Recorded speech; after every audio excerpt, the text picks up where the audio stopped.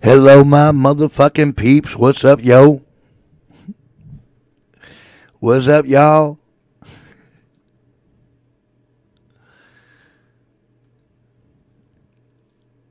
Yeah, we're here. We got people. It's on and popping. Hold on, I gotta plug my earphones in.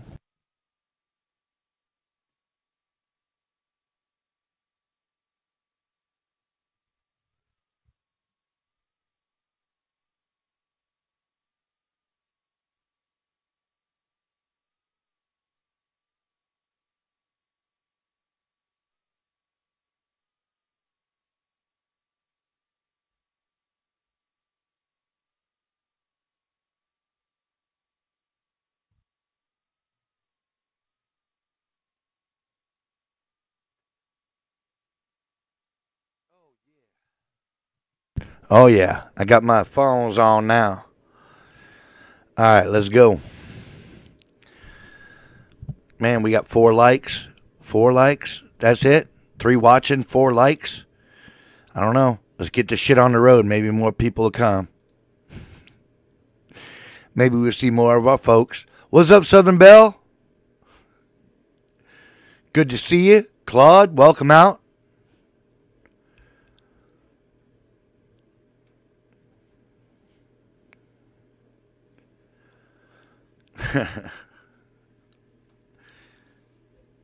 Yes, sir. No, dude, go. Go. Go, go, go. Go. Oh, don't you yell at me, motherfucker. I'm arguing with my dog. Well, with Pop's dog. He gets lippy sometimes. That's what I'm saying. Where is everybody? Where's everybody at?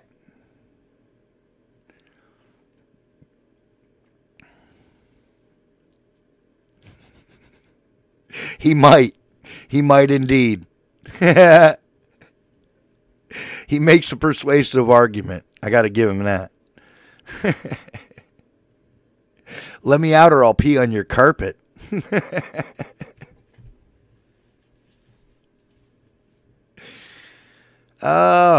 Where's my peeps, man? 808 and I got 4 man, I don't care. I'm playing for my 4 members, my 4 dogs. Here we go.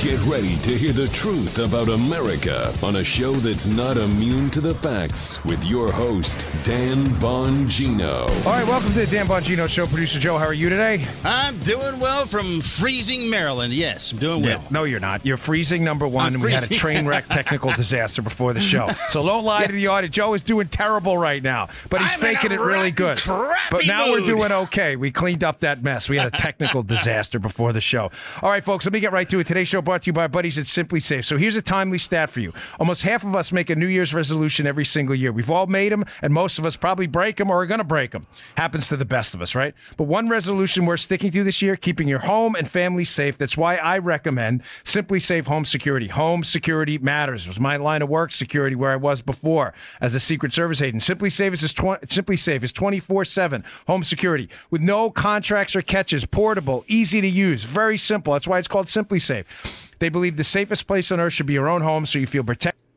Taxes. The Democrats understood, because they're devious, that if they could get George H.W. to break that one promise, that solemn promise he made, read my lips, no new taxes, that they could hammer him with it with Oppo research later on.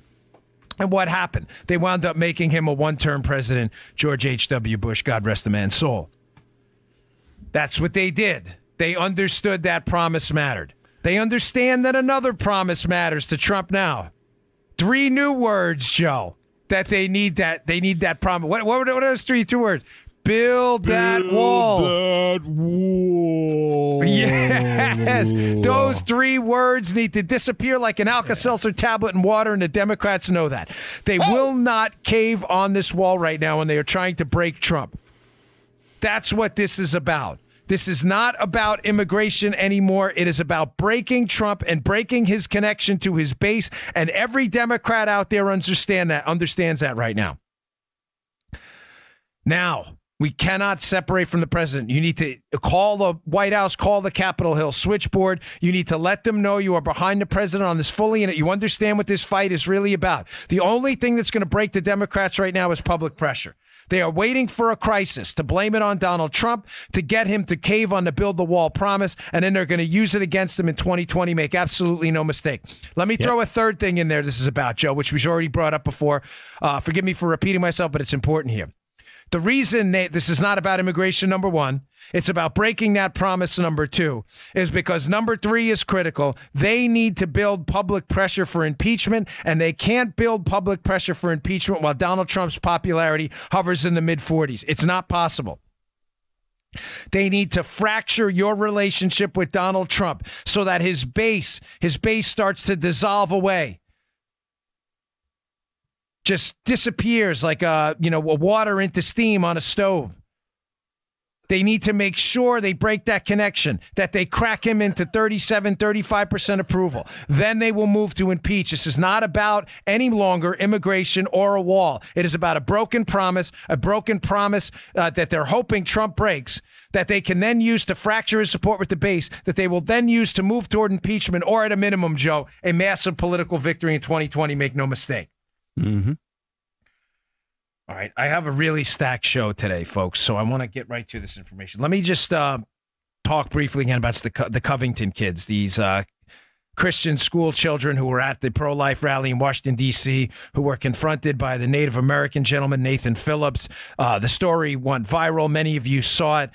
This Native American gentleman confronts them, walks towards them, starts hitting a drum in their faces. One of the kids just sits there. He just smiles, and the media lost their minds, indicting these kids. Now the school had to be canceled today in Covington, back in Kentucky, apparently, because there are safety problems. There have been threats. The story is ridiculous. Here's the real story there. Ladies and gentlemen, it's over. It's over with the media. You are on your own in your search for truth right now. Please understand that. You in the car, you cooking, you watching your kids, you with the earbuds in your ear jargon listening to my show, you in the gym. It is over. It's over. There is no more media. It is over. This is not even tabloid journalism right now. This is full-time activism, Joe. You are on your own in the search for truth. I said it on Hannity last night. I will say it again to you now on my show. You are on your own.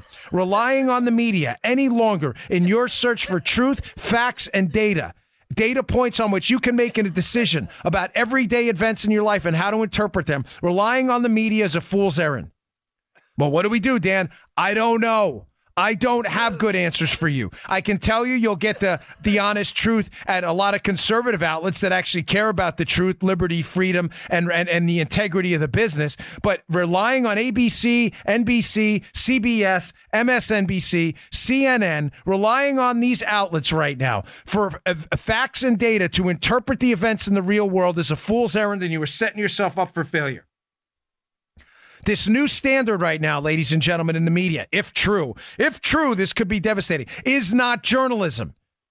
It's not journalism. The whole idea of journalism is to report the truth, not report a series of anecdotes and then state with an asterisk and a caveat, if true. Oh. It's over, Joe.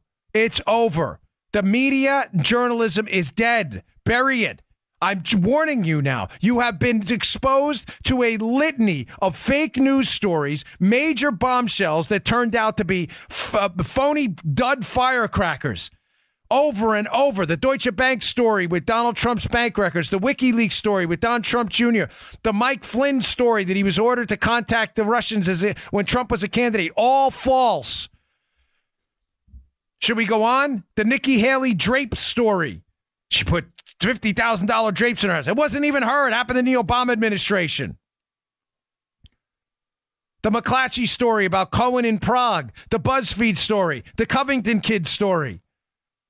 Do not rely on the media for your interpretation of truth. This is a warning. It is to preserve you the humiliation of tweeting or Facebooking something out that is absolutely false and having to embarrass yourself hours later by retracting the story and apologizing. This happened to conservatives too.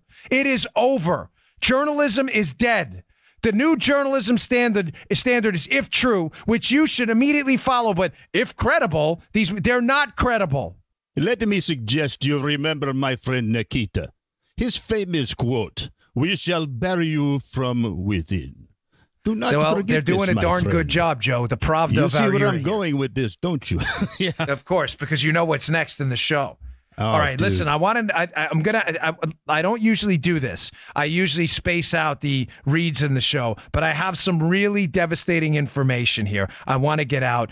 Devin Nunes just unleashed last night on Fox News in an interview with Ed Henry, and it was, I don't know if he slipped or if he said it on purpose, but everything we've been talking about on this show, Joe, for the longest time came out last night in the Devin Nunes interview, and finally some vindication. I'm going to play that clip in a minute. Let's read this because these sponsors pay to be here. I love my sponsors. I'm happy to have them. Listen, taking care of your health is a commitment, and it can feel overwhelming. That's why I use Omax 3 Ultra Pure supplements, because with Omax 3, you just don't need one little thing. Start why Donald Trump would order Michael Cohen to commit a crime, lying to Congress about a non-crime, about a Trump Tower project in Moscow that never happened, made no sense. And remember, why the scoop of the decade that Trump ordered Cohen to commit a crime, allegedly, the scoop of the decade would be given to a crappy reporter at BuzzFeed with a checkered past, should have sent up red flags for everyone.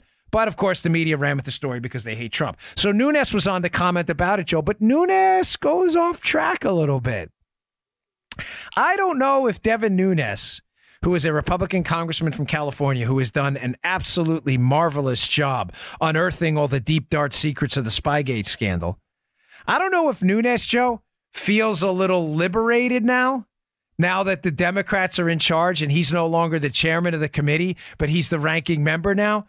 I don't know if he feels this sense of liberation or if he feels, Joe, that it's just time to get this information out. But he says something in response to a question from Ed Henry about Michael Cohen. And I want to play the cut now. Watch what he does. He immediately changes direction from Cohen, and he starts talking about the Trump Tower meeting between Don Trump Jr., Manafort, Jared, and these two Russians that show up. This meeting is the key to the Democrats' whole version of the collusion events, that these Russians showed up to give Don Jr. malicious information on Hillary. They didn't. They showed up to talk about Magnitsky and Russian adoption. But the two Russians who show up, folks, this is important, to meet with Don Trump Jr., are connected to the Clinton space. I can't say this enough. Natalia Veselnitskaya, the Russian lawyer who shows up, is working with Fusion GPS, the company hired by Clinton to produce the filthy dossier, is already working with them. I hear you. Listen, look, there is no such thing as bad fucking language. Okay? There is adult language. There is non-adult language. I understand you don't want to say fuck to a bunch of little kids. You dig what I'm saying? I understand that. But by the same token, once you're over a fucking certain age, you should be able to speak the way you want to speak, the way you feel to speak. And people saying things like bad language are really just undermining our ability to speak our minds at all.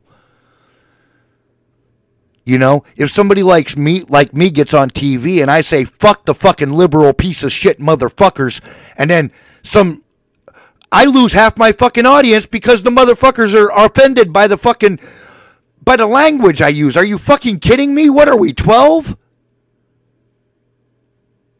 And I'm not harping on you, Southern Belle. I know what you're saying. I'm just saying in general,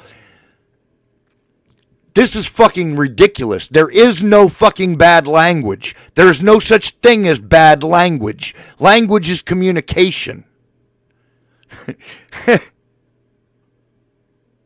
I hear you, Dallas. It's ma'am, motherfucker. That's right. Listen, I'm telling you, All this shit about bad language and bad speech is all garbage. It's leftist fucking programming. They're trying to get you to speak the way they want you to speak so that we can't fight back. And it happens even on the level of cursing and shit like that. They will do that to shut you down.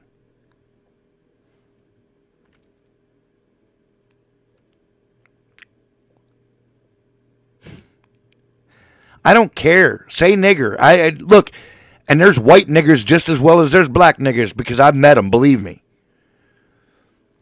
I lived with them. I know all about them white niggas.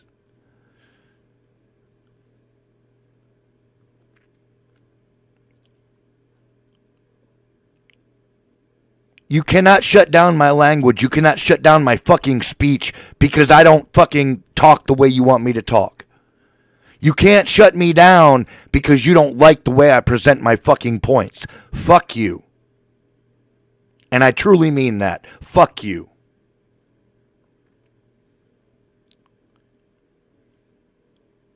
There is only speech. There is no such thing as bad speech. That's why we're in the place we're at now. What's up, Phoebe? Thanks for coming to hang out with us, lady. And again, I reiterate, I'm not jumping on Southern Belle. I'm just saying in general, this is ridiculous. It's stupid. Stop telling people they have bad speech. They don't have bad speech. Unless you got a 4-year-old standing next to you.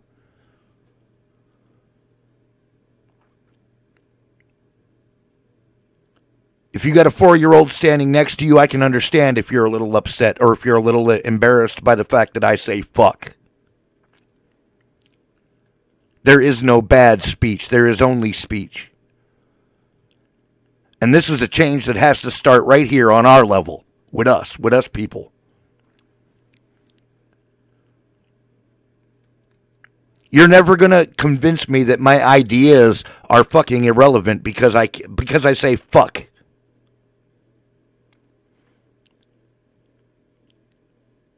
You're never going to convince me that my thoughts are irrelevant because I say fuck. It just doesn't it doesn't qualify.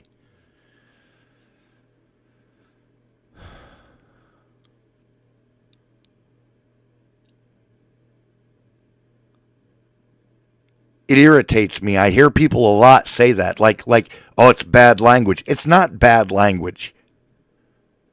It's the language he chose to illustrate his point. Maybe we should investigate and see why he's that passionate that he would say fuck, fuck, fuck, fuck, fuck. That's right, that's right, Froggy. I'm really not Southern. You just kind of brought it to my mind is all. You kind of you kind of got me thinking along this line, you know. So I'm just saying, let's not fall into the same fucking traps that the left has set for us, man. That's a really bad idea. Welcome, Paige.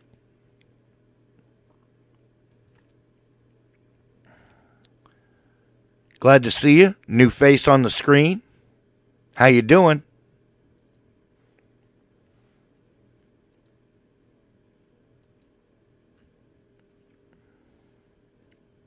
English.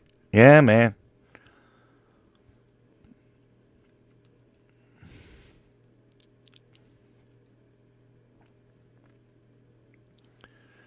Well, anyway, I'm turning the video back on. I've ranted enough. But I really want you to think about that. I want you to understand that there really is no bad language, man. It's adult language and non-adult language, and that's it. Bad language is something that the left uses to shut us up, you know? And I'm not on it at all. Her before and after the meeting. This meeting's a setup. It's a setup. It's a setup. It's a scam. It's a setup. The other Russian who shows up, Rinat Akhmetshin, with some alleged intel connections to Russian intel. Akhmetshin's lawyer is the husband of an old former high-ranking Bill Clinton administration official. He admits to knowing Clinton staffers, the other Russian intel-connected guy that shows up. And then the translator, of course, has connections to the State Department where Hillary worked. I have said to you from the start, this meeting was a setup. The whole Spygate story is a setup. They clearly, someone connected with the Clinton space is pushing Russians to contact the Trump team to advance the narrative that Trump is colluding with the Russians. But no one has yet admitted this who's seen the information. Joe, Nunes has seen the information. Nunes has seen everything. I don't know how credible he is. He already was. He did lie to Congress, as you just said. But something also important to note about the so-called Trump Tower meeting. This is the meeting that actually Fusion GPS met with the people before and after that meeting. Fusion GPS, once again, was a Clinton campaign paid-for operations outfit. So they were clearly involved in the setup of the Trump Tower meeting. So if they want to bring Cohen in and talk to him, that's great. We'll participate.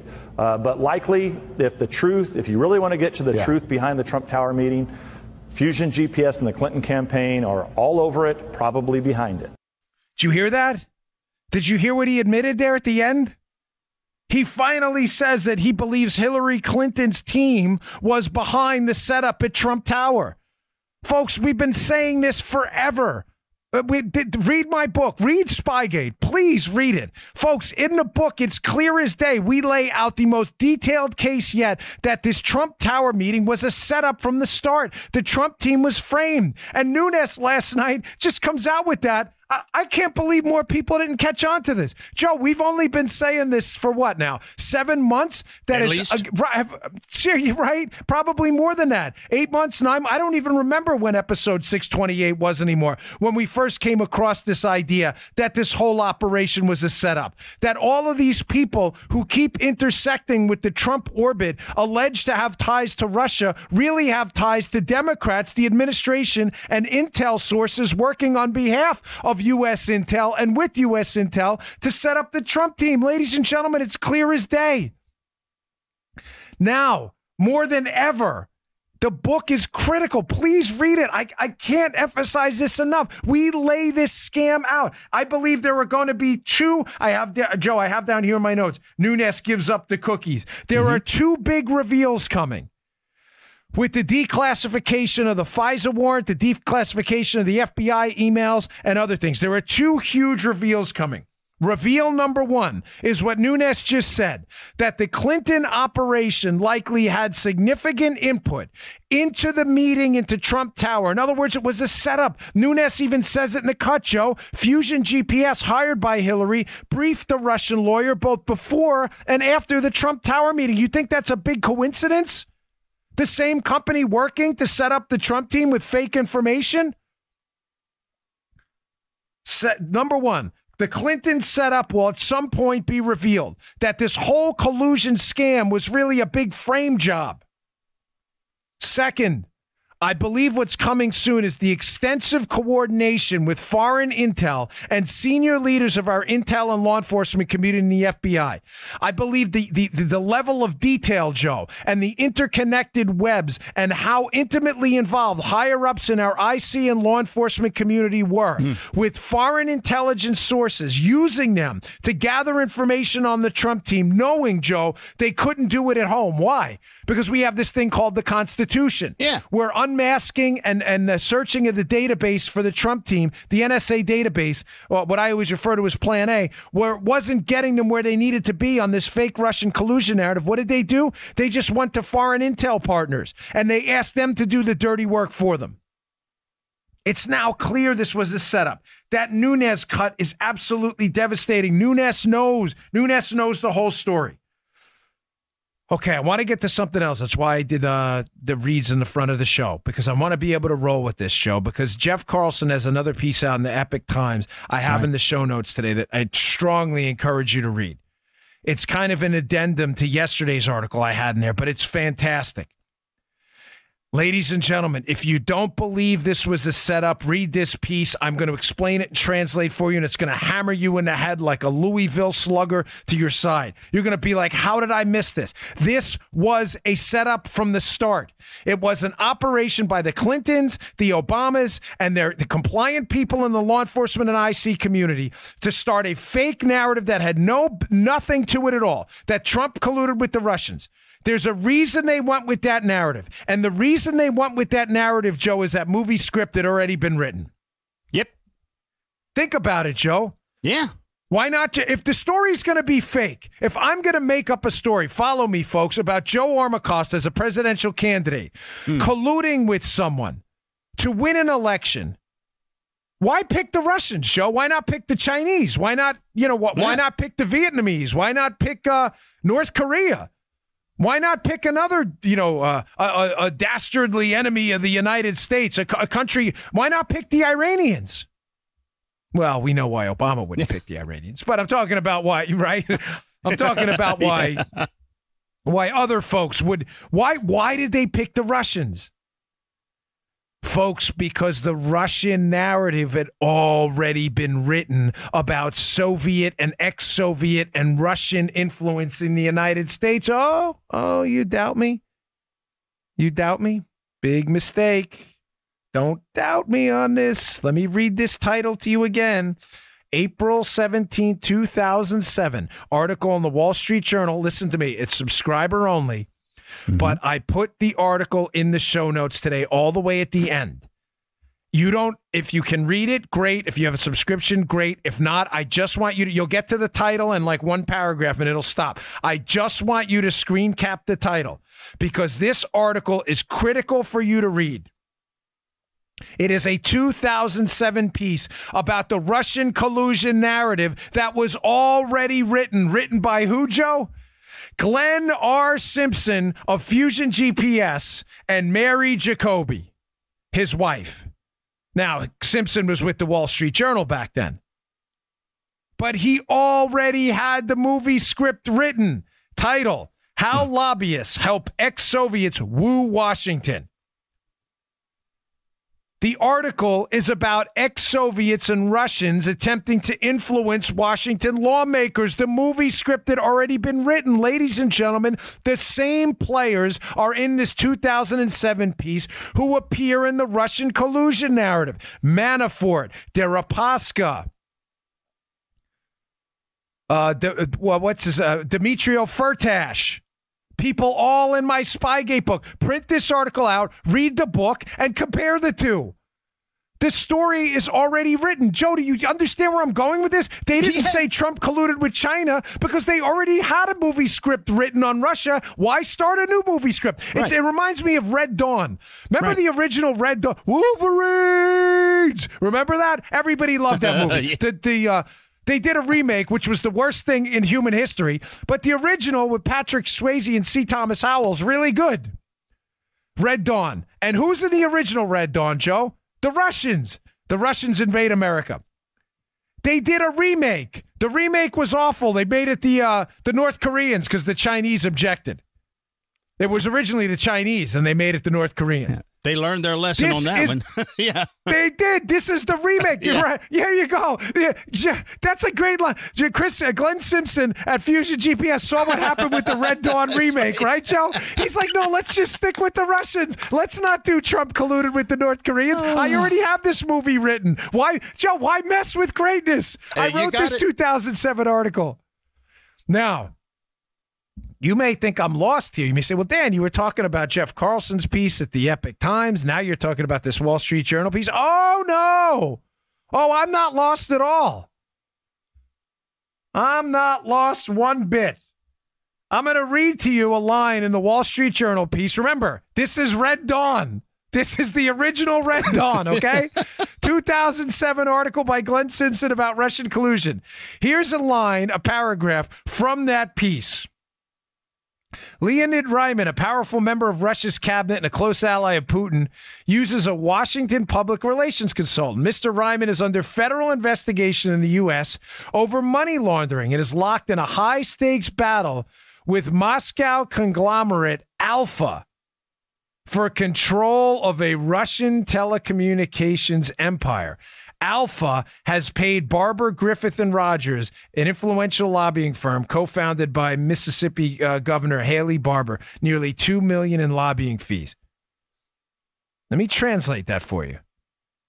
High-ranking Russians, according to the 2007 Wolverines, high-ranking Russians show back in this 2007 piece, associated with a Russian conglomerate that Glenn Simpson appears to believe is involved in some shady activity called Alpha. This Russian conglomerate is paying lobbyists in the United States millions in fees to influence U.S. lawmakers. You tracking, Joe? Connected Russians who are connected to this company, Alpha, are lobbying people in the United States. That's the gist of the story. That's the gist of the entire 2007 original Red Dawn story with Glenn Simpson. That ex-Soviets and Russians are paying U.S. lawmakers and U.S. people a lot of money to influence U.S. policy. In other words, what we would call now, Joe, collusion. Collusion's not a crime, by the way. Or else Haley Barbour and all of these other people would have been arrested. Conspiracy's a crime. Collusion's not a crime. The collusion story. This is one paragraph in the piece about Alpha. There are paragraphs about Oleg Deripaska, Paul Manafort, all of the players in the dossier scheme, the players in the collusion scheme. The collusion story had already been written. Keep that Alpha thing in mind. This Russian company, Alpha, is involved in this, according to his 2007 piece, the payment of lobbying fees, trying to influence people in the U.S. In other words, again, what they would call collusion. Now let me read to you this piece yesterday that came out by Jeff Carlson, who's been doing tremendous work in the Epic Times. This is in the show notes as well at Bongino.com. Please subscribe to my email list. I'll send it right to you. Quote, closed-door testimony by former top FBI lawyer James Baker revealed that Michael Sussman, a lawyer and partner at Perkins Coie, gave Baker information alleging a Russian bank, Alpha, was communicating with a server in Trump Tower, an allegation later proven false. Folks, this is the remake. It's the Red Dawn remake with the same Russians. We now know, James, let me translate that for you. So establishing connection number one, the 2007 piece written by Glenn Simpson, whose company puts together the dossier in association with Christopher Steele. They already have this movie script about Russians trying to influence U.S. policy. Collusion. Hillary Clinton hires Fusion GPS using a law firm, Perkins Coie. A lead lawyer at that law firm, Michael Sussman, who knows James Baker, one of the head lawyers and general counsel at the FBI. They work together in the criminal division. Perkins Coie hires Fusion GPS, who wrote the original Red Dawn. Fusion GPS recycles the same Red Dawn story about Alpha Bank and Alpha Conglomerate trying to influence U.S. people. And what do? They erase the old people and they put in Trump Tower.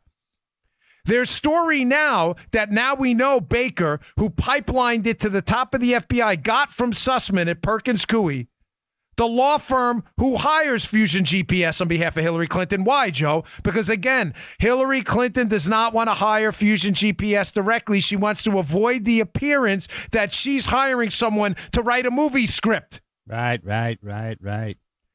So they hire Perkins Coie for, Joe, legal services, dreaded air quotes there. Perkins Coie hires Fusion, and then Perkins Coie works as an information launderer middleman. They get information from Fusion, they pipeline it to the FBI. They get information from Fusion, they pipeline it to the media. Look at the end of the piece by Jeff Carlson in the Epic Times, how October 31st, 2016, all these stories break at the same time. New York Times, I think it was Slate, Politico, all these stories break at the same time about this massive Russian collusion scandal. And look at this. The Russians are communicating with Trump Tower through an Alpha Bank server in Trump Tower. Do an Alpha Bank back channel. The same Alpha that appears in the 2007 piece? They already had the movie written. We now know that Baker knows Sussman. They work together in the criminal division. Sussman's at this law firm now that's basically a Democrat, basically working for Democrats to hire Fusion GPS. But Baker gets another critical piece of information. Baker gets another critical piece of information from Sussman at Perkins Coie. He gets the information that the Russians hacked the DNC because it's Sussman, Joe, at the law firm that's coordinating the investigation into a hack. I'm using that term loosely here because that's still never been proven. The lawyer gets the information from CrowdStrike, a company they hire to look into the, follow me here, folks, a company they hire to look in, the DNC hires to look into this alleged hack. Sussman funnels that information to the FBI through Jim Baker, who acknowledges in his testimony to Representative Congressman Jim Jordan, acknowledges that it's highly unusual for a lead lawyer in the FBI to be receiving this information from outside counsel not vetted through the rank and file chain of command in the Bureau. Baker acknowledges this is highly unusual. Yeah. We have two critical pieces of information now. The Red Dawn movie about the Russian invasion was not going to happen with Trump, so they had no evidence. In order to set up a couple of things, Joe. Number one, that the Russians were a primary threat right now. They are a threat, but with primary threat number one, not China, not Iran, that the Russians were the number one threat. They had to light a fire. They had to light a fuse. How did they do that, Joe? They hacked the DNC to try to take over our elections. Oh, get them. They had to establish the Russians were our primary threat again. Why did they have to do that, Joe? Because the story and the movie script they had written involved the Russians, not the North Koreans. Yeah. They had to make sure the Russians were the primary bad guys. But they only could work with the Russians because that's the story Glenn Simpson already had. Alpha Bank, all these players. If you're going to buy information, you want to buy information where you at least have some air of credibility to it. And Simpson's 2007 story in the Wall Street Journal is largely accurate about the Russians trying to influence U.S. policy. What's the problem, Joe? It's not accurate about Donald Trump. It has nothing to do with Trump. But they have to make it about Trump. So established through the hacking of the DNC that the Russians are the number one threat now. They tried to stop our election. They tried to infiltrate our election. Donald Trump is not a legitimate president. And what's part two, Joe? And he's working with them. Oh! The problem is he's not working with them. He's not working with them. I'm talking about on criminal stuff. It's not illegal to conduct business in Russia. There's no illegality here. So that's when the story tidbit number two comes in. The Alpha Bank connection. Folks, they've already, it's so obvious what's going on here.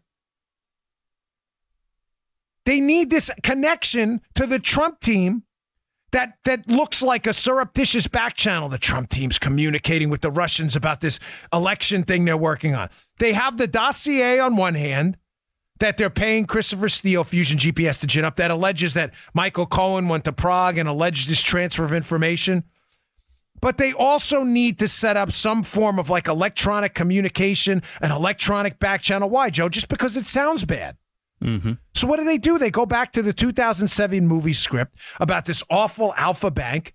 They find out that there was some kind of a Alpha Bank communication with a server in Trump Tower. They all run with the story, these media idiots, right around the same time, until they find out later that it had nothing to do with Trump Tower. It was simply a set of spam marketing emails sent to people to a third party who may have been in Trump Tower at the time, and nothing to do with a back channel communication to Russia. But that script had already been written. So the plan is obvious. Reestablish the Russians as a primary threat. Second, reestablish that the Russians may have interfered with our election. Third, reestablish that interference with their election got Donald Trump elected because he was part of it. This story is obviously nonsense. But Sussman, who's a lawyer at Perkins Coie, knows he can bypass the nonsense detectors at the FBI by going right to the top. And he goes to Jim Comey's right-hand guy, James Baker, the general counsel at the FBI, who acknowledges this is highly unusual. Here's another quote from the Epoch Times piece. Baker's initial meeting with Sussman, this is the Perkins Coie lawyer, took place on September 19, 2016. The timing is particularly notable as Steele had just produced a series of 3 new memos dated September 14, 2016. One of these memos directly referenced Alpha Bank, misspelled in Steele's memo as Alpha with a PH. You see what's happening, folks? Steele's then dealing with a group of reporters, and so is Sussman.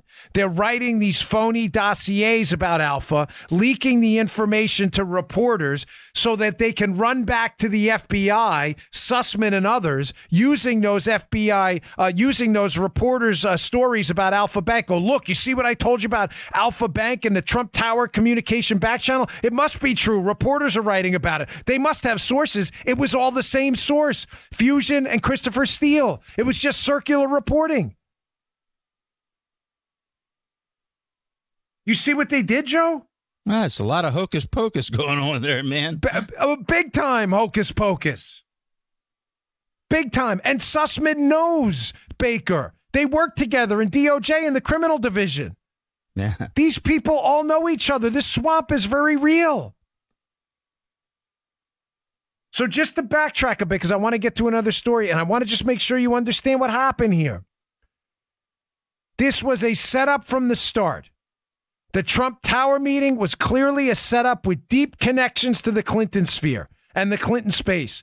I believe those Russians were sent there to set up Don Trump Jr. and the Trump team because they planned on using a Russian narrative later, a collusion narrative, to make sure the Trump team went down right before the election or, if elected, is impeached.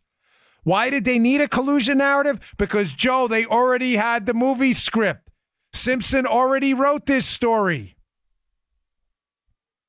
It's crystal clear. The story's already there. Read the article in the Wall Street Journal. All the players were already there. Why recreate a new story?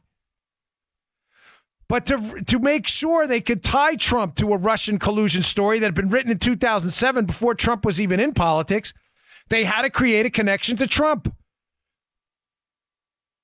So Sussman, Perkins Coie, and CrowdStrike start this Democrats hack the DNC thing.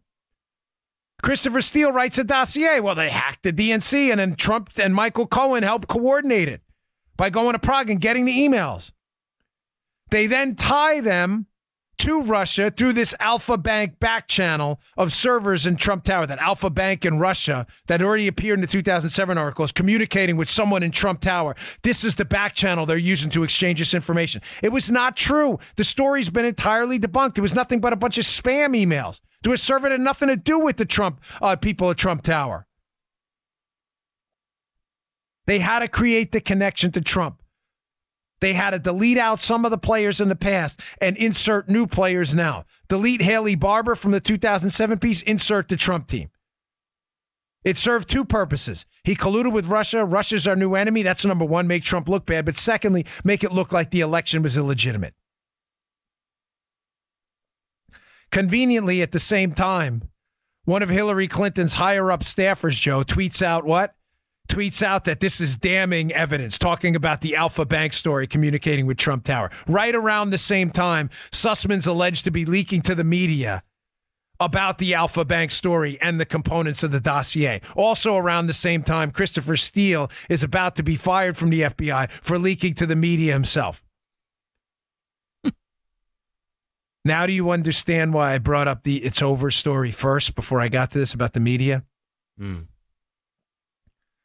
Ladies and gentlemen, it's not just that the media, not all, the reporters at Fox I know personally do a great job. I'm talking about the hacks at CNN, MSNBC, Slate, Fox, and all these, Vox with a V, all these other people who have worked at these outlets to endlessly promote this Russian collusion conspiracy theory, which was a crime. It was a crime on behalf of people in the Clinton team who at this point, I believe, is clear as day, were involved in the setup of a Trump team to frame them for a collusion scandal they made up. They were the ones dealing with the Russians to set up the Trump team. And who was a key player in this? The media. The media was a key player in this. The media was an accomplice in this. The media was used by Christopher Steele, willingly used. These were not innocent victims. Willingly, yeah. Used by people at Perkins Coie, used by people at Fusion GPS to advance stories they had to suspect were false, to then use those stories to go back to the FBI and say, look, the stories must be true. The media's reporting on it. It was a farce. Ladies and gentlemen, it's over. Relying on the media. It's not that they are engaged in misfeasance. They are engaged right now in open malfeasance. They are intentionally lying to you to advance and propagandize, advance false narratives and propagandize you. They are gaslighting you. They are lying and repeating lies over and over and repeating them confidently and trying to isolate you from the truth. The real scandal is the Democrats and the IC and the FBI's collusion with people connected to Russian entities and foreign intel who were friendlies to set up the Trump team. That's the scandal. And Nunes let the cookies out last night, and the media has played a key role in that. All right, I've got a couple more things to get to, but that's just a devastating, devastating series of developments over the past few days. You know, I was honored to get to pick up a couple of their products, and I'm glad to have the sponsor on board. Bravo Company Manufacturing. It's BravoCompanyMFG.com. Ladies and gentlemen, they make the finest rifles out there. The rifles are incredible. I now have a couple of them. You want to talk about precision-made, high-quality, professional-grade rifles made for this. Listen, this is not sporting equipment stuff. The design, engineer, and manufacturer of Bravo Company Rifles is designed for life-saving equipment. Their rifles are tremendous. I can't even, I mean, absolutely gorgeous. When I picked it up and I took it out, you know, we did the transfer through an FFL. I went to my my local shop down here, firearm shop, and picked it up. And they took it out of the box, too. And they were like, oh, this thing is amazing. Precision. These things are beautiful. I've never fired a smoother rifle in my life. This thing is incredible. Listen, I'm a gun owner, and owning a rifle is an awesome responsibility. Building rifles is no different. Bravo Company Manufacturing was started in a garage by a Marine veteran more than 2 decades ago. Bravo Company Manufacturing, or BCM for short, builds a professional-grade product built to combat standards. This is because BCM believes the same level of protection should be provided to every American, regardless if they are a private. Which makes the dollar, which basically keeps interest rates low in the United States, because it essentially, every time a dollar transaction happens all over the world, when the dollar's the reserve currency, it creates a demand for dollars. It gives us almost essentially low interest loans all around the world, a benefit we have because the dollar has that near exclusive role right now as the world's reserve currency. Mm-hmm. Because of what I just told you, a lot of these transactions are done in dollars and are not done in other currencies. The Chinese and the Russians are trying to change that, of course, because they don't like that we get low interest loans. Pursuant to that demand for dollars, Joe, what did it enable us to do? It enabled the United States, because people all over the world wanted dollars, to keep our interest rates really low, but it enabled us to print a lot of money as well without the fear of rampant inflation, because those dollars were being hoovered up around the world. Yep. I'm not suggesting this is good or bad. I'm just telling you what happened. Old world order. We defeat the Japanese and the Germans in World War II. We rebuild their countries. The United States becomes the dollar. The dollar becomes the reserve currency. Interest rates stay low because everybody needs dollars. There's a lot of demand for them. That creates basically an advantage for foreign countries whose products become cheaper with respect to the dollar because demand for dollars is high. So demand for dollars stays high. Foreign currencies become cheaper. What does that do? It makes their products cheaper. So what does that enable us to do? It enables the United States to buy a lot of foreign products. Right. Hence a lot of these trade deficits. These trade deficits, though, Joe, we buy a lot of, you may have to listen to this twice. We buy a lot of foreign products because their currency is cheap relative to ours. There's not as much demand for their currency. So what do? We send dollars overseas. To places like Japan. Remember, the big made in Japan craze. We send dollars overseas to Germany, who were rebuilding after had a powerful manufacturing renaissance after World War II. Those dollars can't be spent in Germany and Japan, Joe. They got to come on back, baby. Yeah, they have to come home. So what does the United States do? The United States borrows back that money, and it enables us to run basically big deficits in the United States and keep interest rates low. How about that?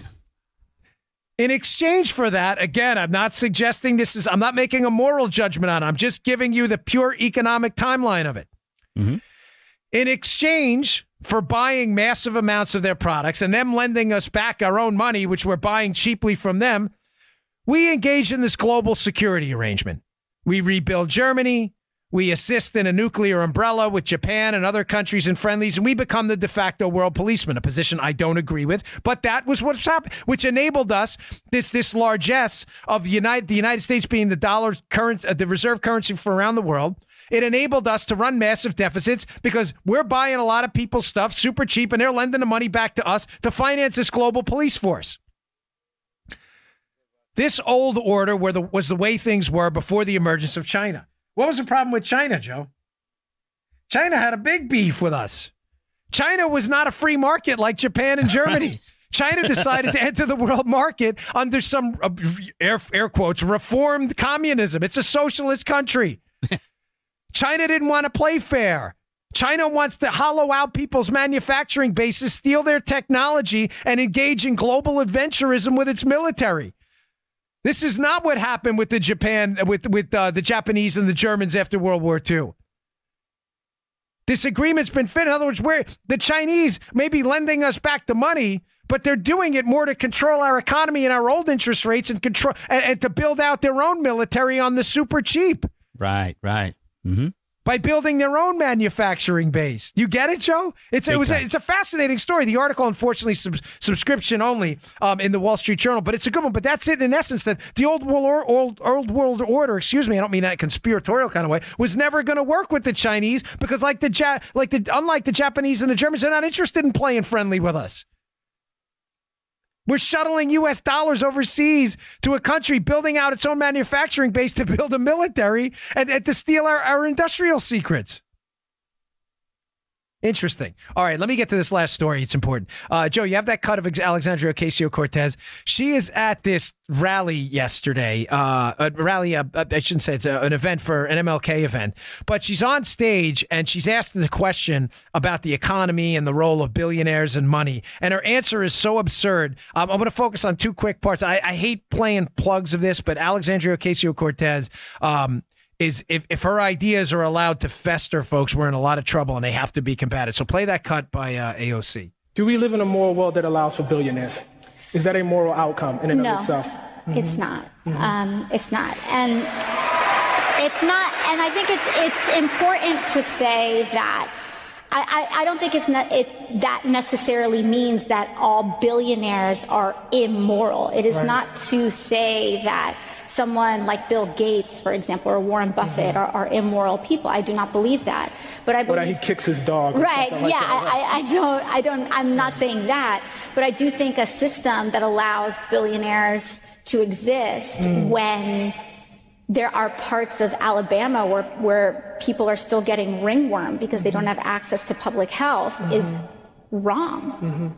And I think it's wrong that I think that it's wrong that that a vast majority of the country does not make a living wage. I think it's wrong that you can work 100 hours and not feed your kids. I think it's wrong that corporations like Walmart and Amazon can get paid. They can get paid by the government, essentially experience a wealth transfer from the public for paying people less than a minimum wage. Okay, two things there that jump out to us. First is the most ridiculous one of all, of course, that, billionaires are awful for the economy. I don't know what she wants, a rule that billionaires aren't allowed. I'm not really sure where she gets that from. I don't think she understands the role of capital in an economy. I don't think she gets she may be envious and jealous of them, which she appears, but she clearly doesn't understand the economics of how billionaires and capital work, Joe. What do you think billionaires do with their money? Well, they hide it under their mattress. They do? Really? Billions of dollars? How does that work? Even if they did do that, by the way, that still isn't a bad thing for you. If they burn their money, the money you have would be worth more. They don't understand basic economics. What billionaires do is they put their money back in the financial system. They keep it in banks. I'm not sure she knows that. And those banks then take that money and loan it out to people who then use that money to build their own businesses and hopefully become billionaires later. Again, this is simple Econ 101 stuff. I know she doesn't get that. I know she's jealous and envious if people are successful. That's fine. I'm not sure what she really knows about economics. She seems to just be off on a tangent. But the second part of that, Joe, is one of the dumbest lines I've ever heard in my life. That billionaires are a bad thing because people in Alabama have ringworm? Does Miss Cortez know what ringworm is? Does she think ringworm is an actual, intestinal worm? Ladies and gentlemen, ringworm is Tinea corporis, is a body fungus similar to athlete's foot or downstairs, or what are you, jock itch, whatever you call it. It's a body fungus. It is not a life-threatening condition. It is certainly not a global health crisis. Does she think her logic for defeating capitalism is that a couple of dudes on a wrestling mat or a Brazilian jiu-jitsu class got a ringworm? Just put some Lamisil on it. Go get the Lamisil. Just get the Lamisil. Or what is it, the Clotrimin? Folks, listen. Newsflash, I've had ringworm 5 times. You know why? The old days when we used to grapple in Brazilian jiu-jitsu classes and they didn't clean the mats, they do now. Back in the day, everybody got ringworm. You just put this, it's a red patch, it itches, you scratch it for a day or two, you put the Lotrimin on it, and it goes away. It is certainly not a life-threatening condition worthy of upending the entire world system of economic freedom or United States capitalism or destroying the wealth of billionaires over ringworm? Get the Lamisil. Ladies and gentlemen, I swear she thinks this is intestinal worms. Joe, she wants to bankrupt the United States over a body fungus. She wants the body. Tinea corporis is the cause of all of it. Tinea I'm pretty sure that's the scientific name for ringworm. Ladies and gentlemen, if you've had ringworm, post a picture of your ringworm, and please post a proof of life picture the next day. I want you to go with it. Pick up a copy of the Wall Street Journal, or print out a page from Breitbart or something with the date on it. And if you've had ringworm, the next day, please post it, send it to me at DBongino on Twitter. Put me in it. Hashtag it ringworm. I'm not dead. And I want you to show us a proof of life picture the next day that the body fungus known as ringworm has not killed you. It is very easy to get rid of. It is, folks, please, for all the liberals out there who believe that ringworm is a global health crisis threatening to destroy capitalism and everything else, please reach out to me. I'll work some kind of endorsement deal with a Lotrimin type company or whatever those products are, and we can send you a jar for free. Leave the money makers and the capital forming process and economics alone over fungus. Fungus can be easily destroyed. I think gentian violet can work if you're super cheap too. If you put that kills fungus too. That was the old remedy for that. Was the old one. Oh my gosh. Right, gentian violet turns your skin purple. Running around with purple whatevers, Yes, I'm not a doctor, by the way, so don't try that without talking to your doctor. But I read that once. That please do not destroy the United States economy over body fungus. My gosh. I know I've been trying to ignore it. I know, but I just can't, ladies and gentlemen. The stuff that comes out of Representative Cortez's mouth is so ridiculous. It has to be combated at every turn. There are people out there who are going to believe that there is a mass epidemic of body fungus killing people all over the United States, especially in Alabama, which she mentions. Oh, my gosh. All right, folks, we're going to get out of here. Sorry, the show ran a little late today for us. We had a couple technical issues in the beginning. We got past them, still working on some stuff. Please subscribe to the show on iTunes. Follow on iHeartRadio. It is free. It is those subscriptions and the follows that drive us up the charts. And please subscribe to my email list at Bongino.com. You just heard the Dan Bongino Show. Yes, sir. Dan Bongino, the man. And follow Dan on Twitter 24/7 at DBongino. Yeah, I'll be cutting that off. All right. I'm going to shut that down. Yeah, man, look, you can't fucking tell me if you can't deal with somebody mis-fucking pronouncing you and you got to go fucking ape shit and kick shit over in their stores and act like an asshole, then you sure as fuck can't be trusted with an M4. You know what I'm saying? I've always said that driving and voting and all this shit should be based on IQ, not fucking age. Because these fucking retards that can't even outsmart a ficus plant, they shouldn't be allowed to fucking make decisions that impact the rest of us. But that's just, that's just the way I feel about it. Fucking morons.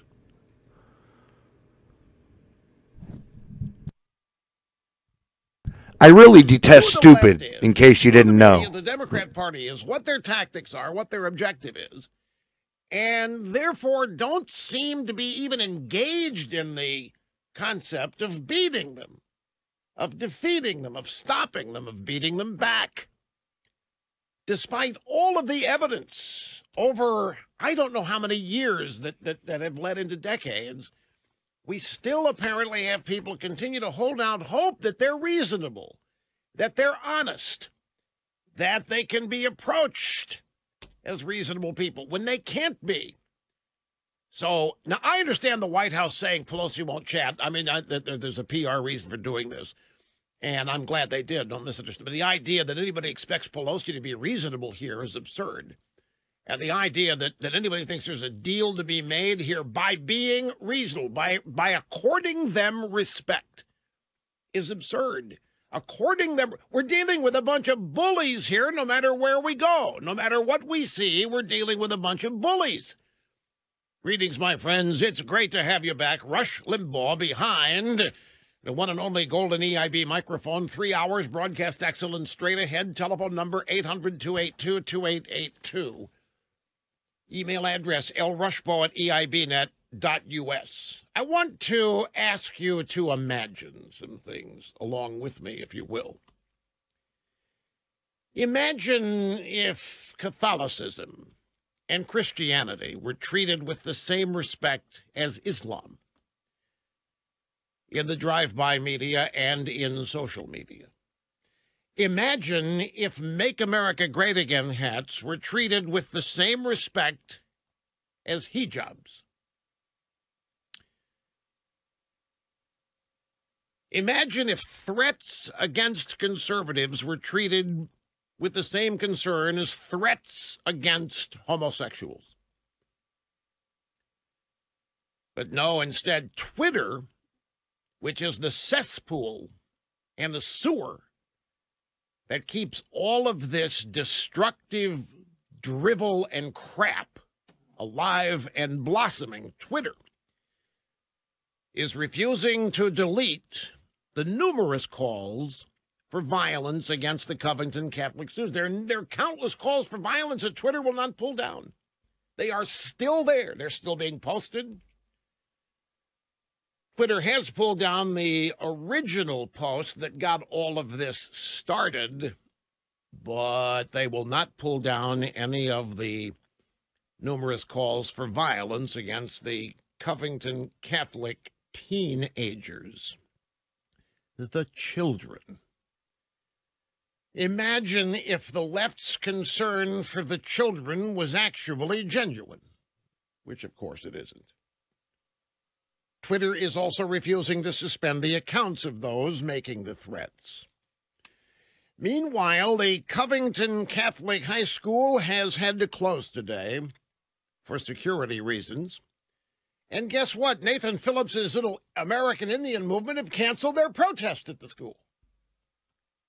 Since there's no kids to harass, I guess the American Indian movement is going to show up. There's no reason to protest if there aren't any kids to bully and lie about. The rest of the drive-by media are saying they're not sure if the school had to close due to safety concerns or because of the weather. Right. No. The media is leaving open the possibility the school is closed today because of weather, not for security concerns, even though the principal of the school wrote a letter to parents saying they were closed because of security concerns. Robert Rowe is the principal.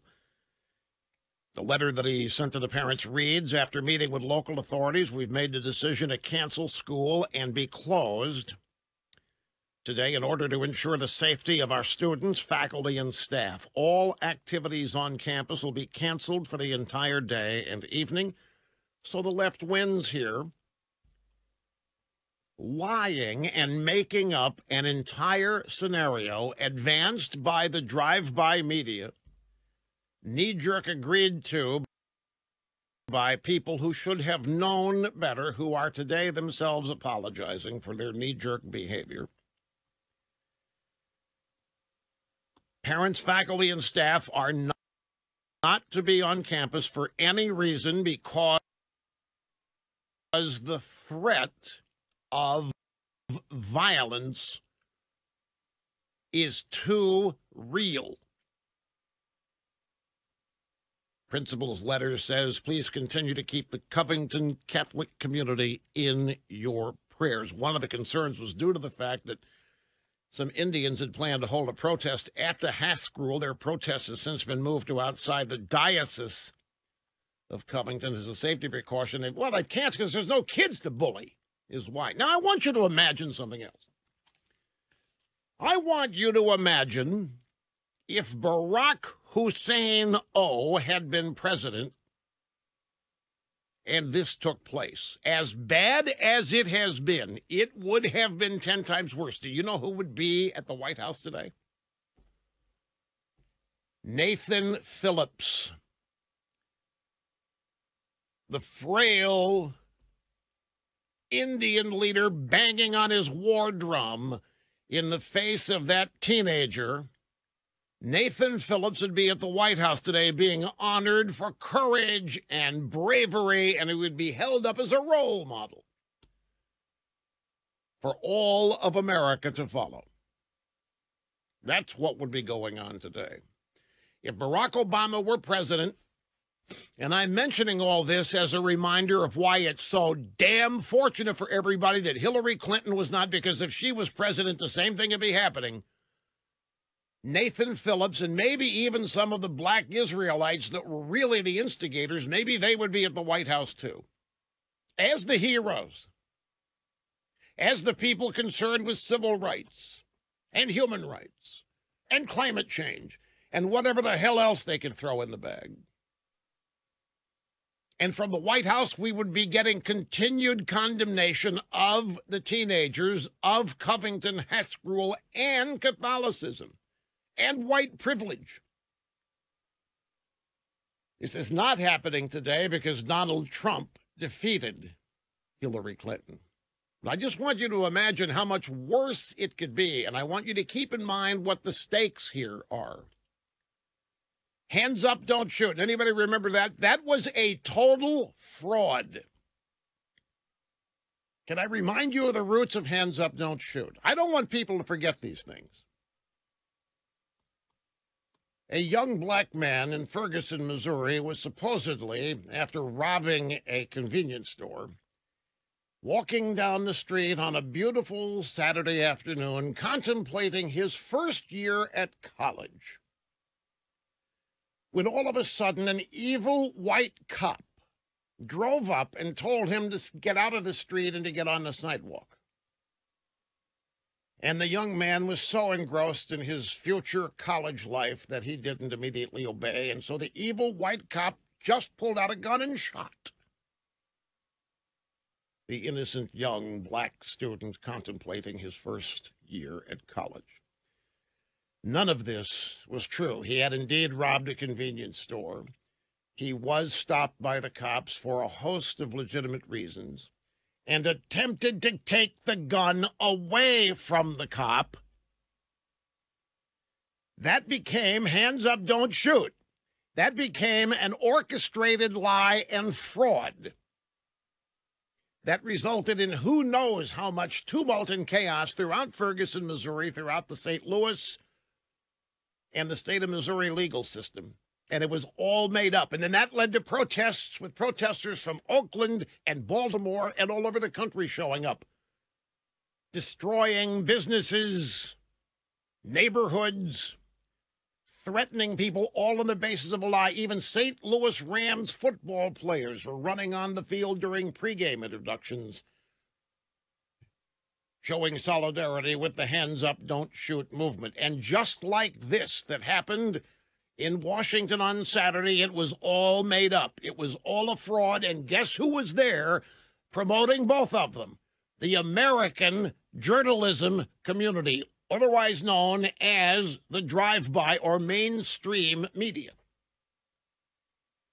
The mainstream media has gotten so many things wrong just in the past 2 years that it has become impossible to list them all in a readable article. Glenn Greenwald today, who is no conservative, by the way, runs a website called The Intercept, has published a story that prints out to 58 pages the top 10 media mistakes involving Trump and Russia collusion, and then 10 more that are honorable mention. And every one of them has links back to the websites where these hoaxes were run. During all of these mistakes, during all of these errors, during all of these lies, because that's what these stories are. They are abject lies. They are lies knowingly told and reported by the media, just as this one is involving the Covington kids. In not one instance has the dean of any journalism school in America condemned the actions of the practitioners of the business or of the art. The deans of Columbia Journalism School, Harvard Journalism School, if they've got one, the Missouri University J School, not a one of them has ever said a thing in condemnation for any of this abject, disastrous journalism. Not one single condemnation, not one bit of concern from anybody in that business over the damage that they are doing to that business. Not one. And why? Because it isn't journalism. It is activism.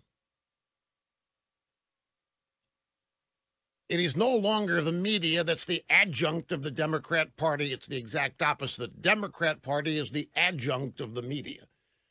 The media are the community organizers. The media are the descendants of Barack Hussein O. The media are the descendants of practicing the rules for radicals, as authored by Saul Alinsky. As such, they're doing a great job. The deans of journalism, in other words, the journalism professors and instructors, probably looking on with gratitude, appreciation, and honor over what has become of their industry. It has been totally co-opted by the radical worldwide left, and they're doing a bang-up job of advancing a fraudulent, lie-infested political agenda under the guise of reporting the news. Remember the policeman involved with the Skip Gates situation in Cambridge, Massachusetts, on the campus of Harvard? Remember that? Barack Obama called the cop stupid, did a dumb thing. We had to have a beer summit in the backyard at the White House. The policeman involved in the Skipgate situation became a target, thanks to Barack Obama's comments. Obama praised Black Lives Matter organizers at the White House. They became famous for their chants. Whose streets? Our streets. Pigs in a blanket, fry 'em like bacon. What do we want? Dead cops. When do we want them? Right now. All of that applauded and encouraged from the White House. The left is out of control. Their anger knows no bounds. The rhetoric inflames mobs and endangers lives. Jim Garrity at National Review Online has written and posted an interesting piece about this. I don't have time in this segment to read it all, but let me share with you the opening graph here to give you an idea. There is no sinister government-run mass surveillance system watching our every move. The vast majority of us choose to carry around smartphones with cameras, and some of us choose to live stream so much of what we see, whether it's dramatic or not. Big Brother isn't watching us, the mob is. At least when a particular moment is pitched to potential viewers as dramatic and demanding attention. There is no sinister government-run system for punishing those who say or do controversial or unpopular things. Groups of often anonymous individuals on social media, i.e. Twitter, take it upon themselves to enact their vision of justice, demanding the identification of anybody seen acting controversial on social media videos, declare them guilty of hate crimes, and demanding action against them. The point is, we don't have some gigantic eye in the sky run by evil government surveilling all of us. We have a leftist Democrat mob of anonymous jerks and bullies using social media to get people fired, to have their businesses destroyed, to have people's reputations lied about and ruined, all with the support and encouragement of Silicon Valley and high-tech leaders who refuse to clean up the cesspool and the sewers that their businesses have become. There is no state pressure needed to get private institutions to turn against ostracized people who haven't done anything wrong. Employers will quickly fire anybody who they deem to be a sufficient public relations headache. Publishers preemptively warn authors they're not going to stand behind them if they become the subject of public disrepute, contempt, complaints, or scandals. In the face of sufficient social media outrage and negative press coverage, churches and religious schools will publicly promise to contemplate kicking kids out of school just because of the pressure of the mob. Anonymous, lying jerks hiding behind false identities on Twitter and on Facebook and other places. Imagine if there were an actual journalism community exposing this and telling the American people that 90% of what they see on social media is abject untruth. But of course, that won't happen because all this that's happening on social media is exactly what American leftists, led by the American media, want to happen. Quick timeout. We'll be back after this. Rush Limbaugh pointing the way on the EIB network.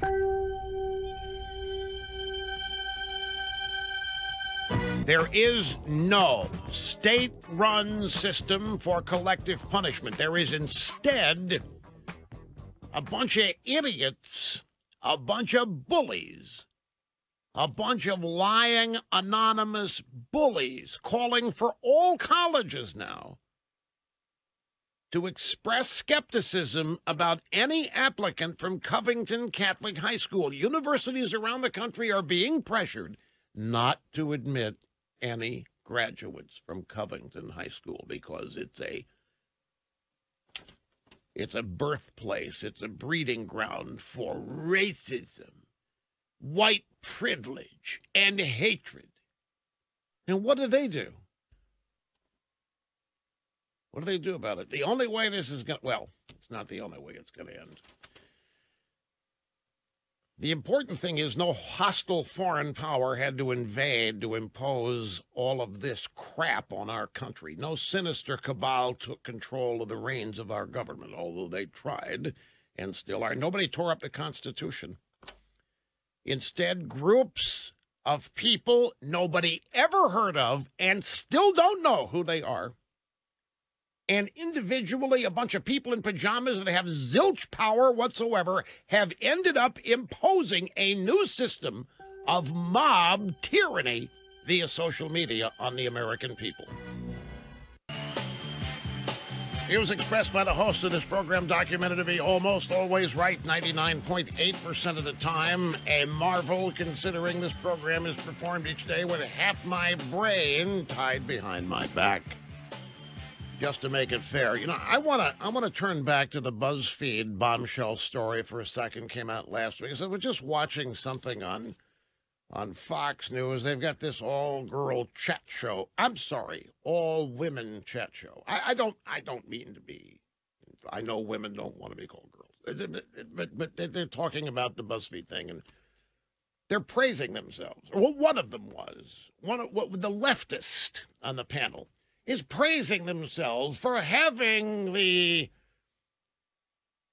foresight to say, well, if this story is true, it's going to really, really be bad, and Trump's going to jail tomorrow. In other words, they didn't fall for it because we had the smarts to say, if this is true. If this is true, used to be the standard by which something was published or not.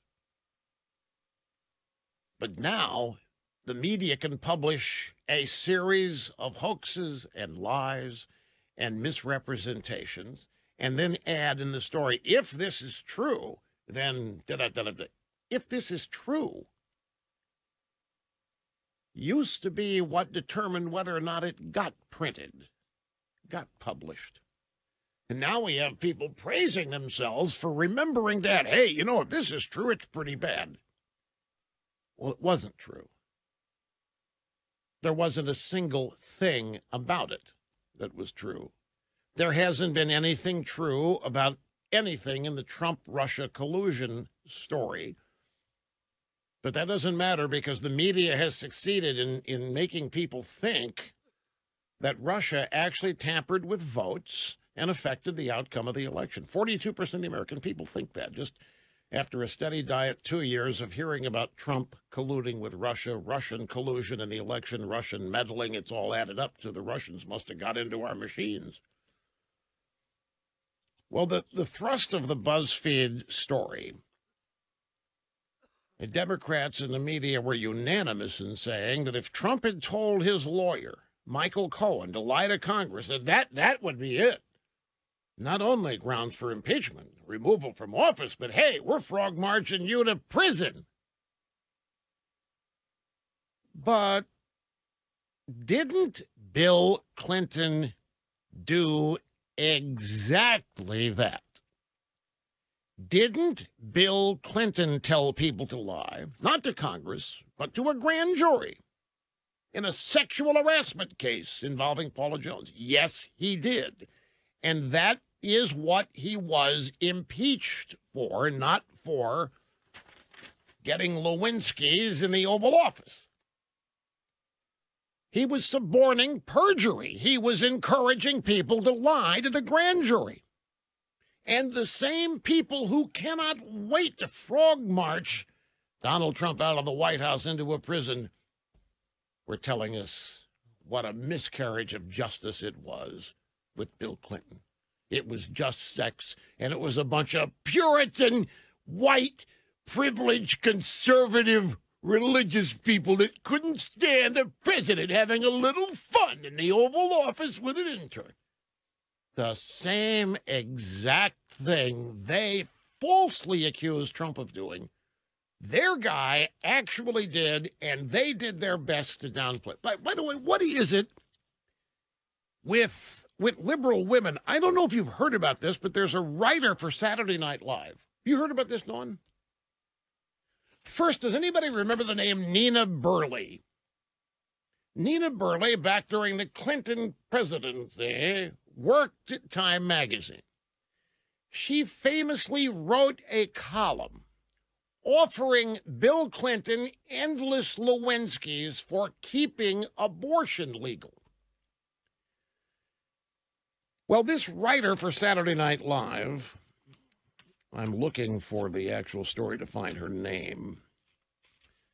I'm getting to it in an order not at which I placed it in my stack here. Here it is. Her name is Sarah Beattie, or Beatty. I don't know if it's pronounced Beattie. She has offered fellatio. She has offered oral sex. She has offered Lewinsky's to anyone who punches the Make America Great Again kid in the face. A Saturday Night Live comedy writer responded to the media's false story about the Covington High School kids by offering oral sex to anyone who punches him in the face. Quote, I will, well, I'm going to substitute a word here. I will Lewinsky whoever manages to punch that MAGA kid in the face, tweeted Sarah Beattie. So, somebody punches a teenager in the face, and you're going to be right there on your knees, babe? Is that the deal? What is it with these leftist women offering Lewinsky's to everybody who will go out and commit violence or whatever? And by the way, how about this? Notre Dame University is going to cover up murals of Columbus in the New World. They have a series of artwork, tapestries, and murals that depict various moments in history. And the University of Notre Dame has announced, obviously out of fear of the mob, or because they themselves have been totally given over now to the phony political correctness, they are going to obscure their own murals in a campus building that depict Christopher Columbus in America, according to the school's president. This follows criticism that the images depict Native Americans in stereotypical submissive poses before white European explorers. There are 12 murals in total created in the 1880s by Luis Gregori. They were intended to encourage immigrants who had come to the U.S. during a period of anti-Catholic sentiment. But they conceal another side of Columbus, the exploitation and the repression of Native Americans, said the Reverend John Jenkins, the president of Notre Dame. It is a darker side of this story, a side we must acknowledge, said Reverend Jenkins in a letter on Sunday. The murals in the Catholic University's main building are painted directly on walls. Jenkins said they're going to be covered, although they still could be occasionally displayed. Maybe if Nathan Phillip shows up, wants to see them. A permanent display of photos of the paintings will be created elsewhere with an explanation of their content so as not to trigger fear and loathing and panic among the students. Yes, we wish to preserve artistic works originally intended to celebrate immigrant Catholics who were marginalized at the time in society, but do so in a way that avoids unintentionally marginalizing others. In other words, we have become full of claptrap here. And in order to keep the mob at bay before they really get mad at us, we're going to eliminate whatever it is that might upset them, even though we do not know who they are. We have no idea who this mob is. We don't know where they live. We don't know how honest they are, but boy, can they ruin things. And so we're going to take preemptive action to make sure that anything that might offend any one of them is covered up. More than 300 students, employees, and Notre Dame alumni signed a letter in 2017 in a campus newspaper calling for the removal of the murals, the president of the Native American Student Association praised Jenkins' decisions. You see, folks, as we discussed yesterday, virtually every instance of the American founding, of the establishment of Western civilization in North America, every vestige of it is under assault, is being accused of being guilty of some kind of damage to somebody. It must come down. This all-out assault continues unabated, and we don't have any opposition to it. Instead, we have people so upset with Donald Trump as president that they join with these people in advancing their political agenda by not standing with us in trying to stop it. I think, remember that Gillette ad? The best a man could be able to have all these, well, they wanted to change the definition of real man, and they wanted to promote transgenders and this kind of thing and all kinds of left-wing uber politics in this thing. I actually think that the Gillette Real Man Award should go to the 17-year-old kid who stood up in the face of that bullying by the black nut job Israelites, whatever their name is, and the Indians, and Nathan Phillips over there banging on the war drum. That kid deserves the Gillette Real Man Award. But I don't think Gillette knows what a real man is anymore, as evidenced by their latest. Here we had grown men bullying teenagers, triggered by a cap that said "Make America Great" on it. Just that cap triggered a bunch of never-Trumpers. They saw a smiling 17-year-old kid wearing a Trump hat and just lost it. Just lost it. The idea that making America great again is controversial should tell you everything you need to know. You're listening to Rush Limbaugh. The big voice on the right. On the EIB network.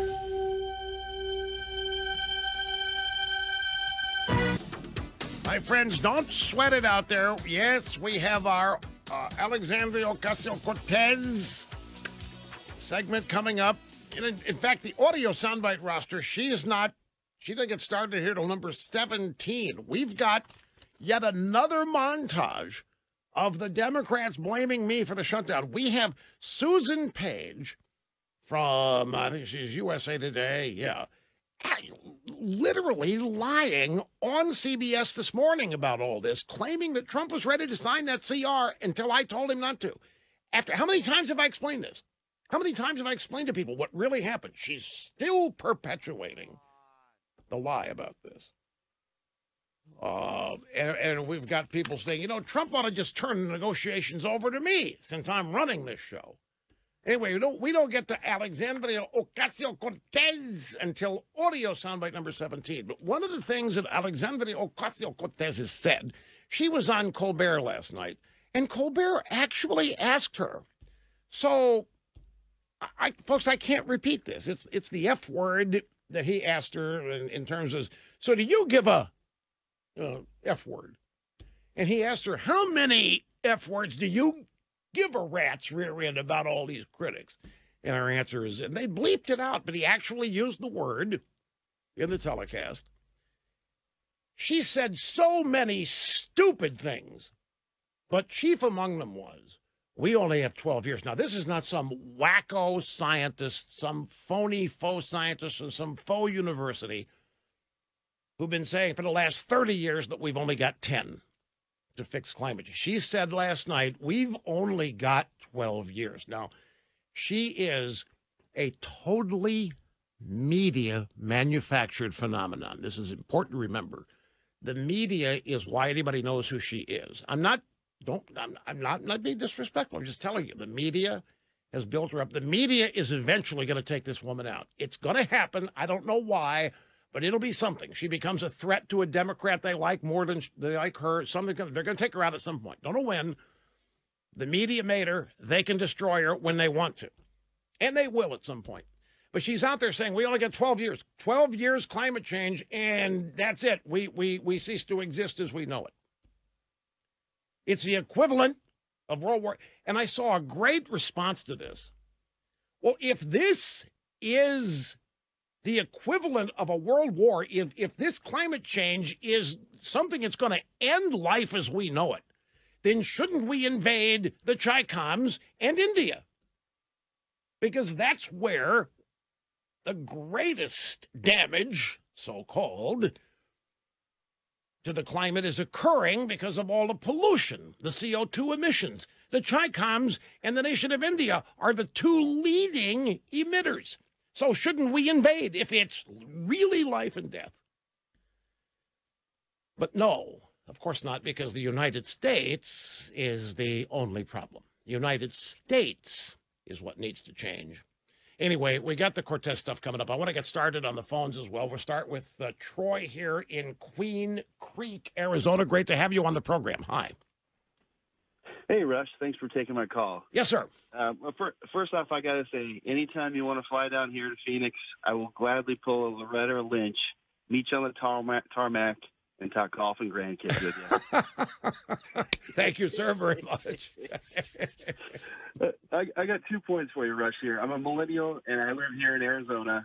And first off, I want to say I'm just upset that not a lot of our Republican senators are out there on these Sunday shows and whatnot saying that they're going to go without pay in order to relate to the American people and until the shutdown is resolved, because they're upset that people aren't getting paid and that we need the Democratic Congress to solve something for the first time ever that's actually affecting Americans.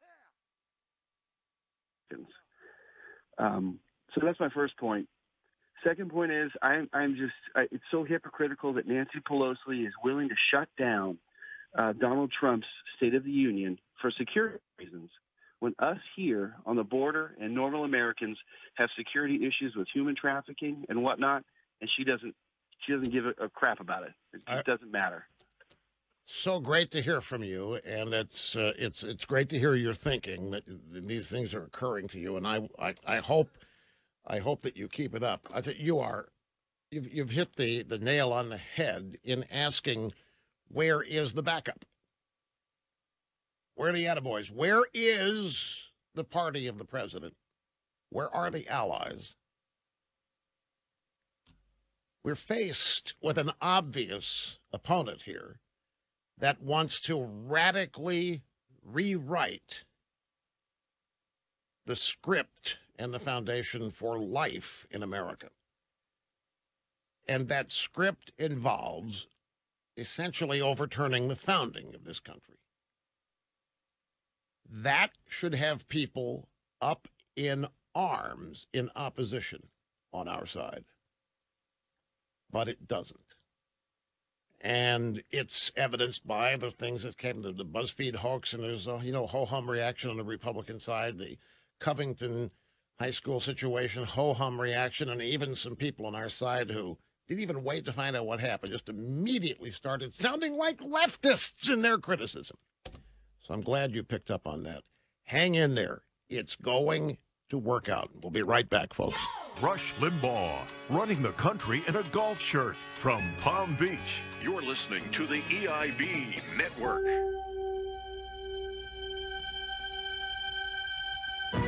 Telephone number is 800-282-2882. The email address, lrushbaugh@eibnet.us. I just made an observation here about Alexandria Ocasio-Cortez, and that is that she's a media creation. Now, some people might disagree. No, Rush, no. She came out of nowhere. She beat that old dinosaur Crowley in her district, and that launched her. Do not make the mistake of thinking that Alexandria Ocasio-Cortez is anything but a media creation. She is thoroughly and totally a media creation, which means that at some point, and it will happen, the media is going to try to take her out. Look, you know as well as I do that it's not just media. This happens to be a tendency throughout all of our society and culture. We build people up, we build them up, we build them up, and then we love to see them fall. How many people wanted to see the Patriots lose Sunday just to see Tom Brady knocked off the pedestal? Come on, admit it. You may even be one of them. It's just the way we are. It's human psychology. It just happens. We love seeing the powerful fall. It makes us feel better about ourselves. I don't want to get too deeply in the weeds on this. But the idea that it's not a real thing is absurd. It is. But the media intensifies this in people that they have chosen to make. This is why they can't destroy Trump. They didn't make him. And if I may, the reason why all their efforts to separate you as my audience from me have failed, because they had nothing to do with building this. You and I did this together starting 30 years ago. And you've made to separate you from me, to get you not to listen, to take this program out. But with Cortez, and there's any number of other examples like this I could give you, with Alexandria Ocasio-Cortez, nobody would know who she is outside of New York City if it weren't for the national drive-by media. So the day is going to come. The day is going to come when somebody's going to tell somebody to take her out. And this is why there have been so many people paying attention to the Democrat dinosaur leadership in the House, reacting to her and this new band of millennial freshmen that she's leading around. I do not misunderstand something. The Democrats are thought to be unified. And they are when it comes to agenda items and objectives and their collective hatred for us. But they're like any other organization. There's a pecking order, there's a leadership, and it takes a lot of time and work and devotion, trust to get into that small leadership circle. This is one of the things that's always amazed me about the left and journalists. The journalists have always pushed communist leaders and dictators. They're somehow enamored of them. They envy their power. They would be the first people sent to jail in a legitimate communist takeover. They would not be invited to all the cocktail parties and the policy discussions. They'd be packed off to jail along with their computers, typewriters, or whatever else they use, phones, to report the news. They would be silenced and shut up, and they're the first to go, and they do not realize this. Well, in the Democrat Party leadership, Nancy Pelosi, I don't care what you think of her. You may think she's out to lunch. She may be turning a little out of it and so forth, but make no mistake about something. She runs that place, and there's no upstart little crumb cruncher that's going to come along and change that. And if these upstarts go too far in challenging her, they are going to be taught a lesson. As is the case with all young upstarts, they are fearless and think that the old people are just a bunch of old people that don't get it anymore. Their time has come and passed, and it's just a matter of time before they wield control of the baton from these aging dinosaurs. But these aging dinosaurs are like anybody else with power. They never willingly give it up. Just doesn't happen. So the day is going to come where she's going to make somebody mad, or she's going to be too successful and will legitimately challenge somebody that has more power than she has, and they're not going to be interested in working with her and welcoming her in because they're not going to trust her. So they're going to take her out. This happens. I mean, Soviet leaders were routinely targeted for assassination. They tried to kill Gorbachev during Perestroika and Glasnost. He couldn't believe it, but they did. You know, the left, we have this vision of them that they're all friendly, that they're all committed, and that they all love each other, and that they're all unified and support it. They are not. They never have been, like any other group of people. They've got the good guys, the bad actors. They've got people nobody trusts. Like any other group of people, some people just disliked. Other people are liked a lot. It's no different. Their usefulness is what is the determining factor. And when there is a decision that their usefulness has come to an end, and they're gone. It may not be ceremoniously, but still, it's a vicious, vicious bunch of people. And having political power is one of the rarest and rawest forms of power in this country, and you're not going to just let a bunch of upstarts that really don't know what they're doing come in and take it from you. Now, the media loves her because they think she's good copy, good story, this and that and the other thing, good guest, I don't know what. Their value judgments on these things are suspect. Yeah, that's right. Whoopi Goldberg is already slammed Ocasio-Cortez one time. The babes on The View are classic. They're not going to sit here and let this babe become more popular and more relevant in their world than they think they are.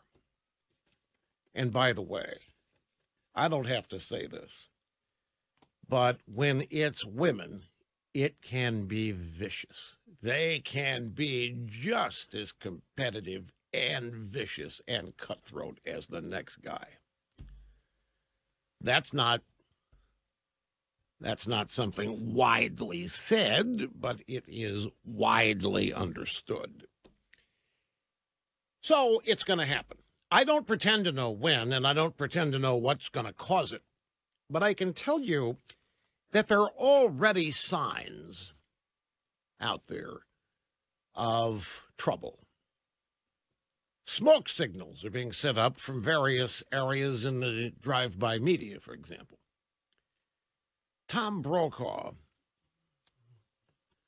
I don't know if Whoopi would be first or Tom Brokaw, but Tom Brokaw has just, I think, been sent out by the Democrat old guard to issue a warning.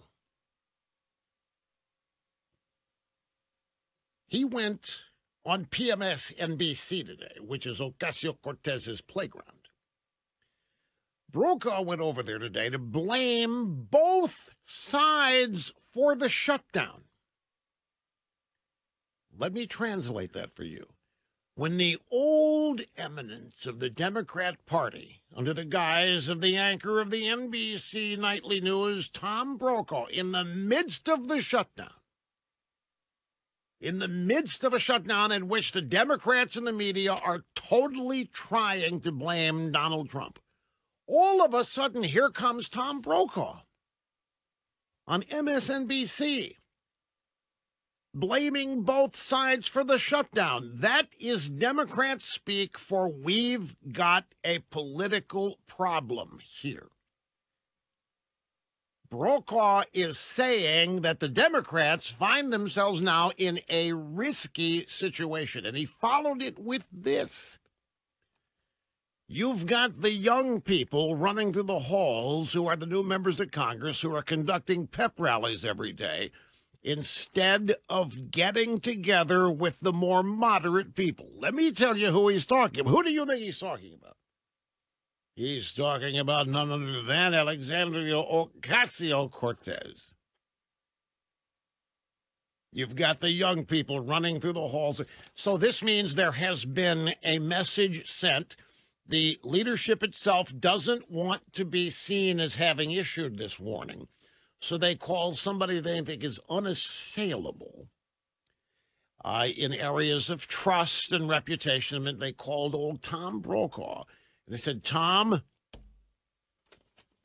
what do you think of this wild bunch of teenagers that running around chasing down Mitch McConnell and so forth? And they give a little guidance of what to say. And he goes out there, says, we got some political risk here. And he's totally aiming that allegation at Alexandria Ocasio-Cortez.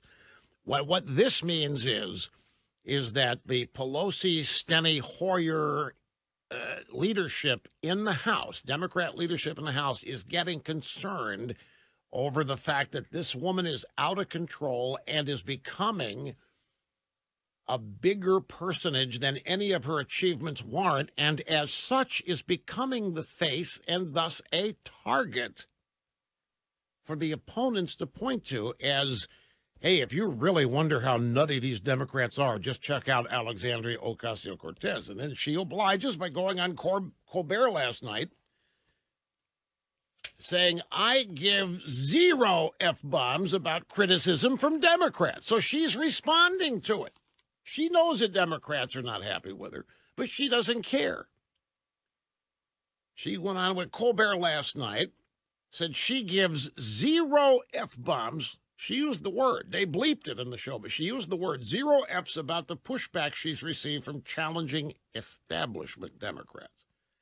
Colbert asked her, okay, on a scale from 0 to some, how many F-bombs do you give? Ocasio-Cortez, I think it's 0.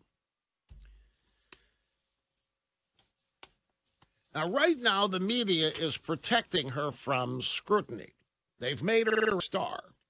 She thinks media and social media attention is due to her credibility and her intelligence and her accomplishments. But it's not. She is the latest vessel that the left can use to make socialism even more attractive than they've been able to make it and to sell it. She's young. Some people think she's attractive. And oddball election gave her a platform. So she become an overnight celebrity like Christine Ballsy Ford, David Cameron Hogg. And she thinks her celebrity makes her credible. But it doesn't. It makes her valuable until she isn't. And she's not going to be the one to determine when she's valuable or when she's not. And it's only a matter of time before this happens. So let's go to the audio sound bites. This is yesterday in Harlem. This is the 4th annual MLK Now celebration.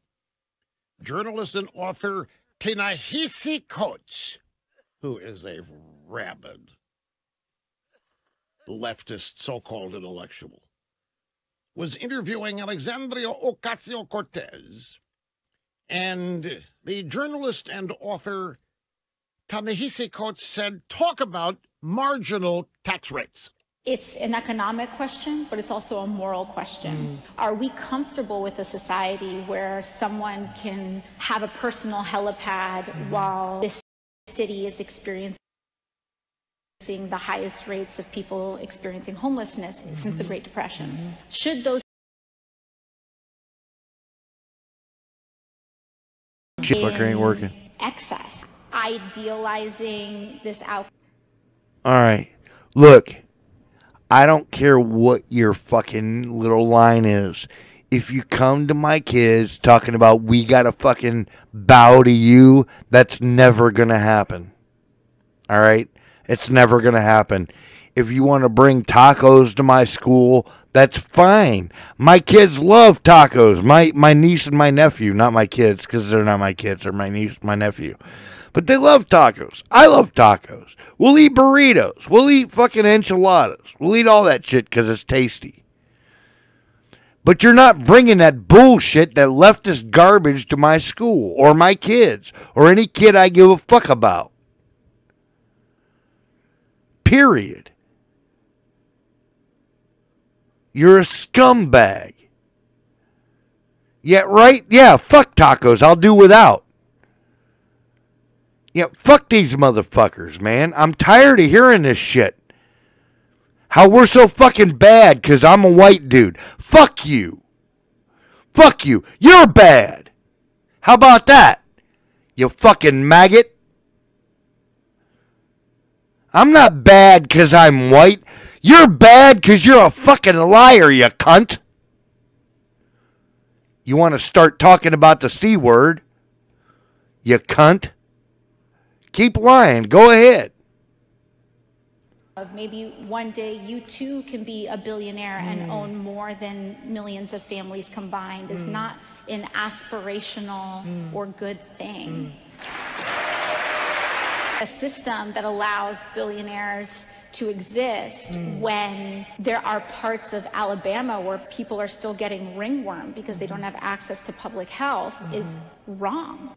Okay, so a system that allows billionaires to exist. Here's something I'll guarantee you she doesn't know.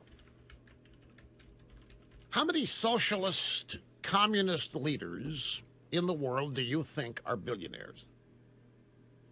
And the answer maybe would surprise even some of you. It's astounding how many of them are. And you know how they did it?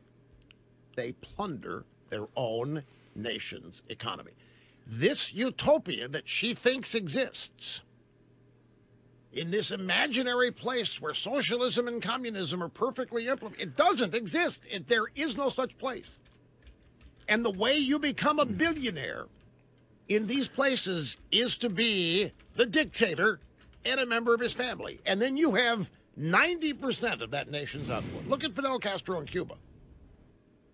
Nobody ever talks about the wealth of the communist Chinese leaders, but it would make you gasp how much money they've got. Nobody talks about the wealth of dictators in African countries, but it would stun you. Listen, I don't fucking say that shit to just anybody. I'm telling you. I don't just use that shit for anybody. These people are disgusting. These people are disgusting. They want us to fold under their pressure. They want us to give in to their 1.5 child. I don't care. I'm not ever going to give in to your bullshit. I'm not ever going to give in to the bullshit that says, I got to do what you say. I'm never, ever, ever going to fucking agree with that. Ever. Fuck you. I don't have to agree with shit you say.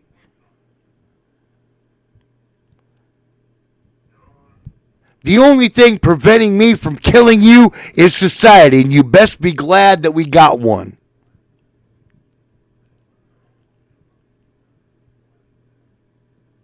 Motherfucker, because I care about my family. I care about the people that I live around. You don't. I get it. You don't. You think that fucking people should just do what they're told. Whatever. Marie Antoinette, bitch. When we drag you up on the national stage and behead you in front of everybody, then you'll know. Then you'll understand how serious we are. You're goddamn right, piece of shit communists is what they are.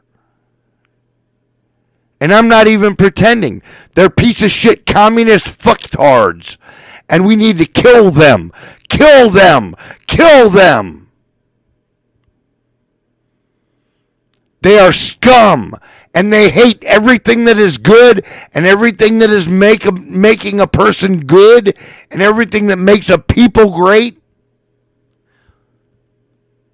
They're scum.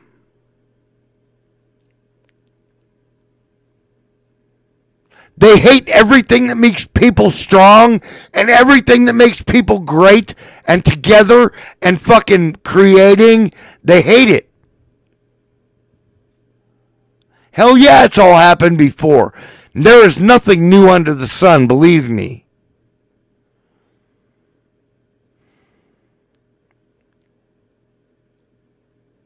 These fucking idiots have no idea what they are playing with.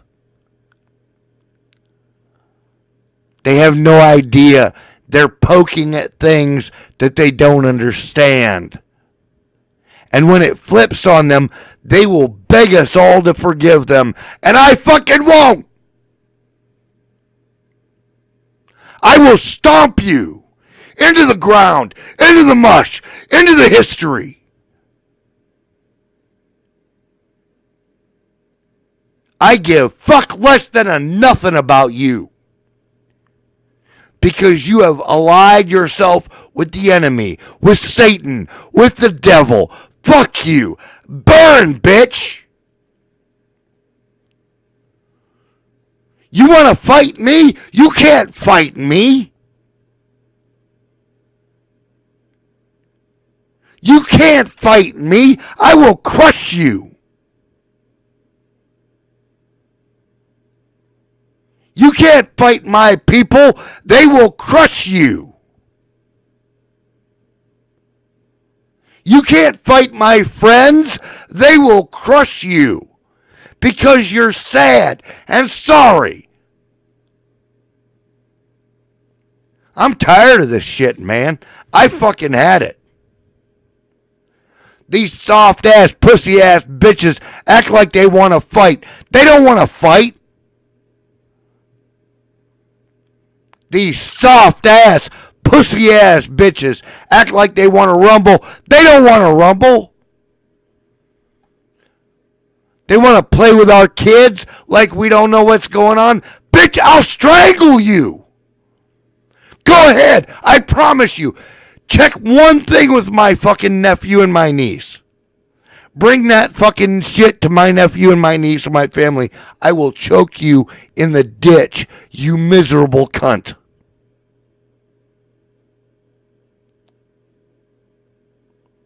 I dare you. I fucking dare you. Bring it out here where I live. You've been fucking happy living in the cities where motherfuckers let you get away with this shit. I'm tired of you. Bring it out here to the woods where we can discuss it in private. You want to talk about New York? Oh, New York is so advanced. Bring that shit out here to Ohio where we can drag you into the woods and watch you die, bitch.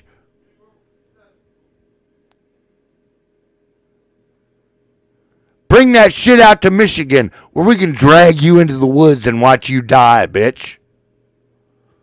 We're tired of you. We're growing tired of you. We're fucking growing tired of your bullshit.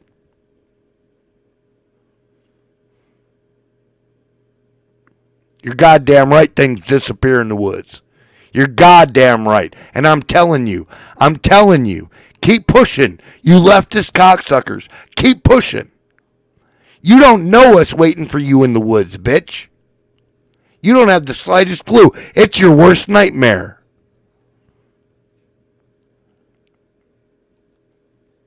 Go ahead. I dare you. I fucking dare you. Bring them out to where I live. I dare you. But you won't because you're a bitch. You're a cunt. You're a coward. And you'll hide in your cities until we come for you, you miserable, cocksucking bitch.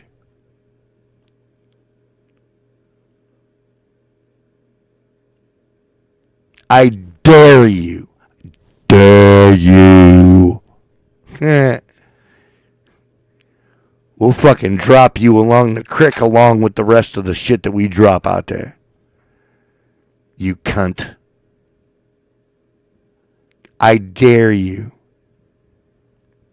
Come out of the cities. Come out of New York. Come out of Cleveland. Come out of Buffalo. I fucking dare you. You won't, because you're a bitch. There ain't nothing you motherfuckers got that we can't deal with out here. I can run a trot line and I can kill a deer, and motherfucker, you can't whoop me. You can't whoop me. Come in my yard, I'll kill you. And my sheriff will sweep your corpse under the carpet.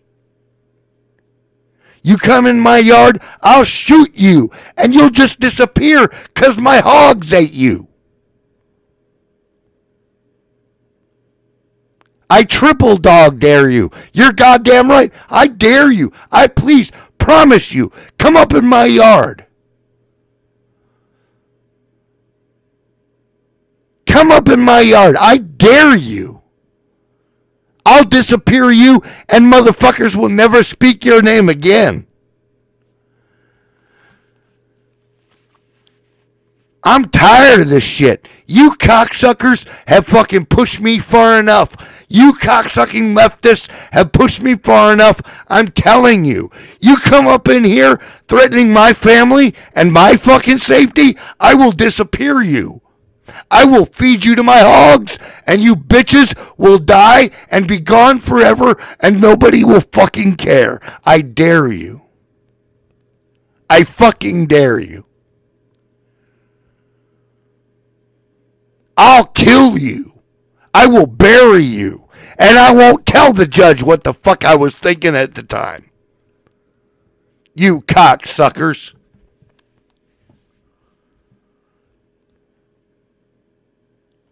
I'm tired of you motherfuckers. I'm tired of the leftist cocksucking shit getting on TV. These motherfuckers pushing this bullshit. pushing this motherfucking bullshit. I'll kill you. I'll kill you and all those Israelite black faggots that you push out there. Fuck you. I'll kill all of you. I ain't scared of none of you bitches. I ain't scared of a motherfucking thing you got. Motherfucker, I've been through the fire. I've been stabbed. I've been shot. I've been set on fire. You can't do nothing to me. You can't win. There is zero win with me. And you cocksuckers are going to learn. You piece of shit motherfuckers are going to learn that fucking you can't push us forever.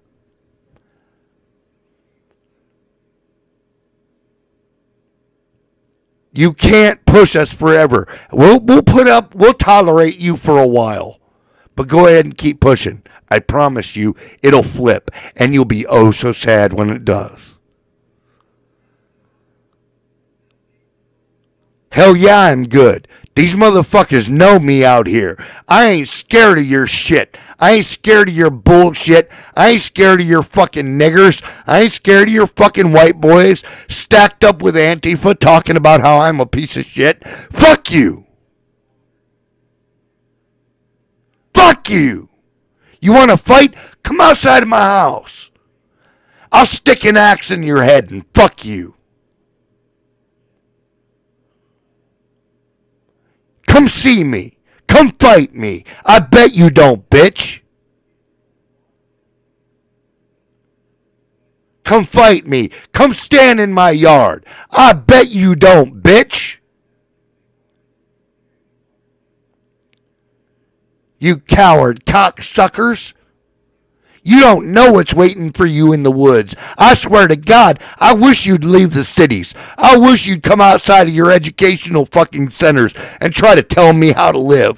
Bitch, I'll kill you.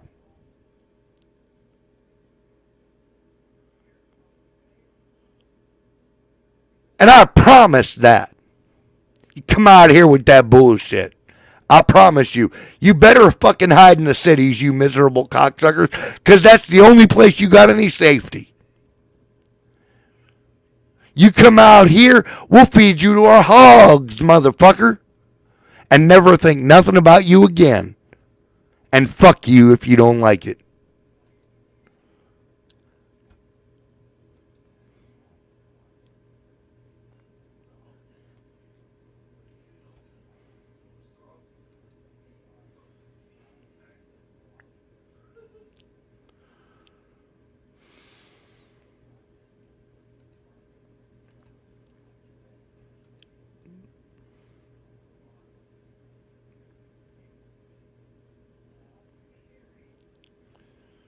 You want to come out here? You really want to come out here and start shit with me, motherfucker? You really want to make an argument out of me? Is that really what you want? Because I promise I'll make you regret that decision. I'll make you regret that decision. I'll make you fucking go back to the fucking country or the city or wherever the fuck you came from and, oh, we ain't never going back there. I will kill you. I will torture you. I hate you. I hate everything that you stand for, and I hate everything that you bring to my fucking beautiful country, and I will kill you. Don't you dare bring that shit out here. Motherfucker, we're ready to fight.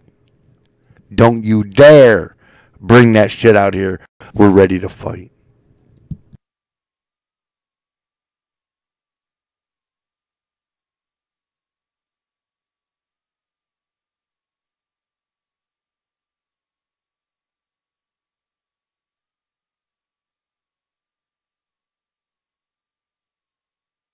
Hello and welcome to Coast AM's official YouTube channel. I'm your host, George Norrie. Like, share, and subscribe to our channel. And you can also find us on Facebook, Twitter, and Instagram, and of course, on coasttocoastam.com. Up next, we'll be talking with Mitch Batras, what you don't know about new scientific findings. Mitch is next on Coast to Coast AM. And welcome back to Coast. You've been sending me emails requesting Mitch Batras for more than just a news segment or an hour. You know what? As a matter of fact, I was going to play some fucking Coast to Coast. I'm so wound up, I ain't even doing that. I'm telling you, you motherfuckers keep pushing this shit, you're going to fucking ask for a fight that you can't win. I'm telling you, leftists, if you're on this channel and you're listening to me, listen to me, please. I don't want to fucking mass murder you people, but if you continue pushing us into a corner, that's what's going to happen. We are never going to tolerate your bullshit. We are never going to tolerate being told that there's no such thing as boys and girls. We are never going to tolerate being told that there's no such thing as real and not real. It's not going to happen. You can't control the universe. You have to understand that if you come for us, we will fucking bury you. Please, don't make me do this.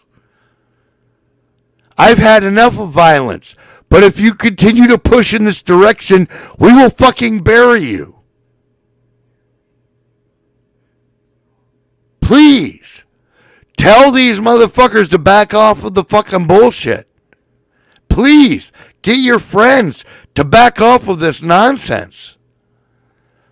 There's going to be a fight for life or death, and you people don't even see it. You think this is politics. It's not politics. We'll fucking kill you.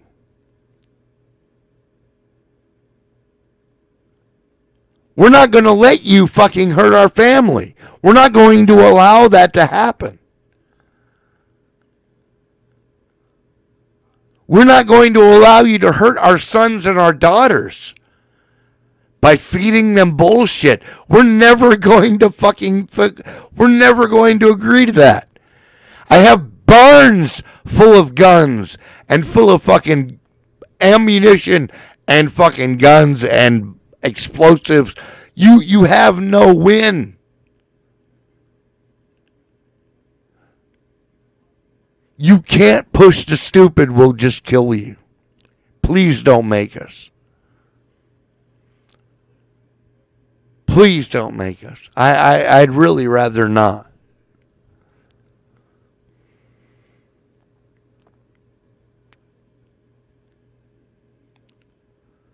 Dude, I will murder. I will kill any cocksucker that tries to feed kids that I care about any leftist garbage.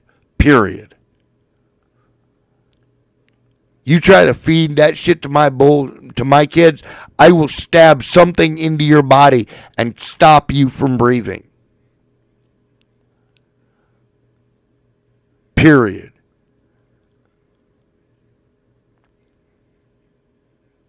You can't push that shit on my kids. You can't push that shit on people I care about. You're a bunch of liars, and we know you're liars, and we've caught you in your lies over and over and over again. You lying, cocksucking cocksuckers. I'm tired of it.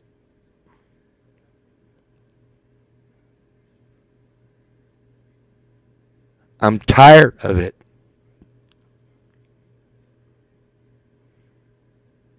Do with that what you want.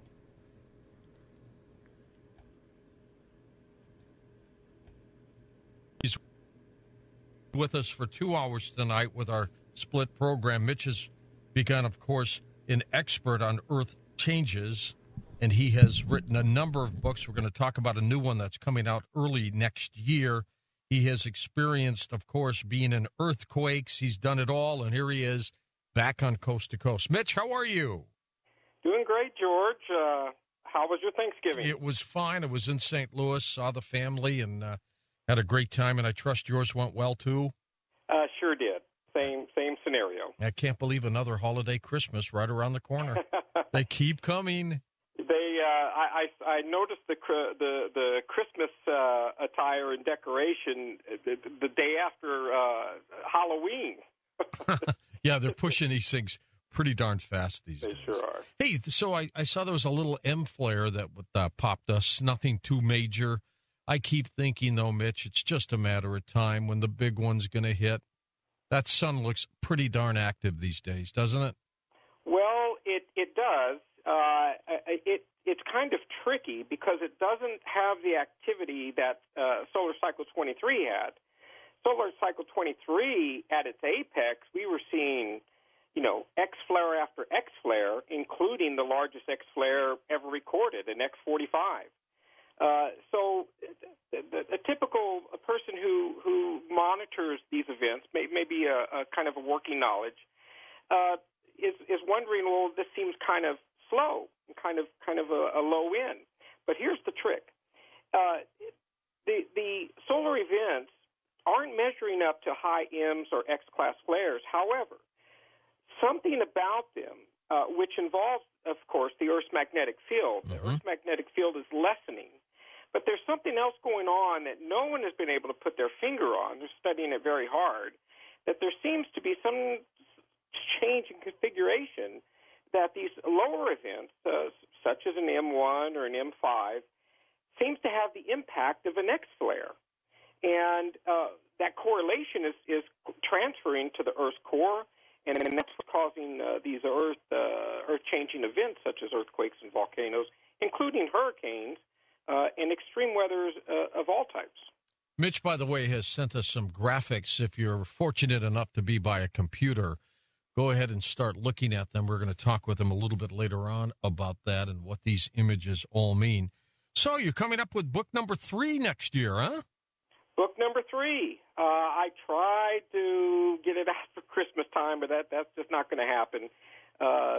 There's so much detail, as you know now, George, with the editor and publishing, the whole bit.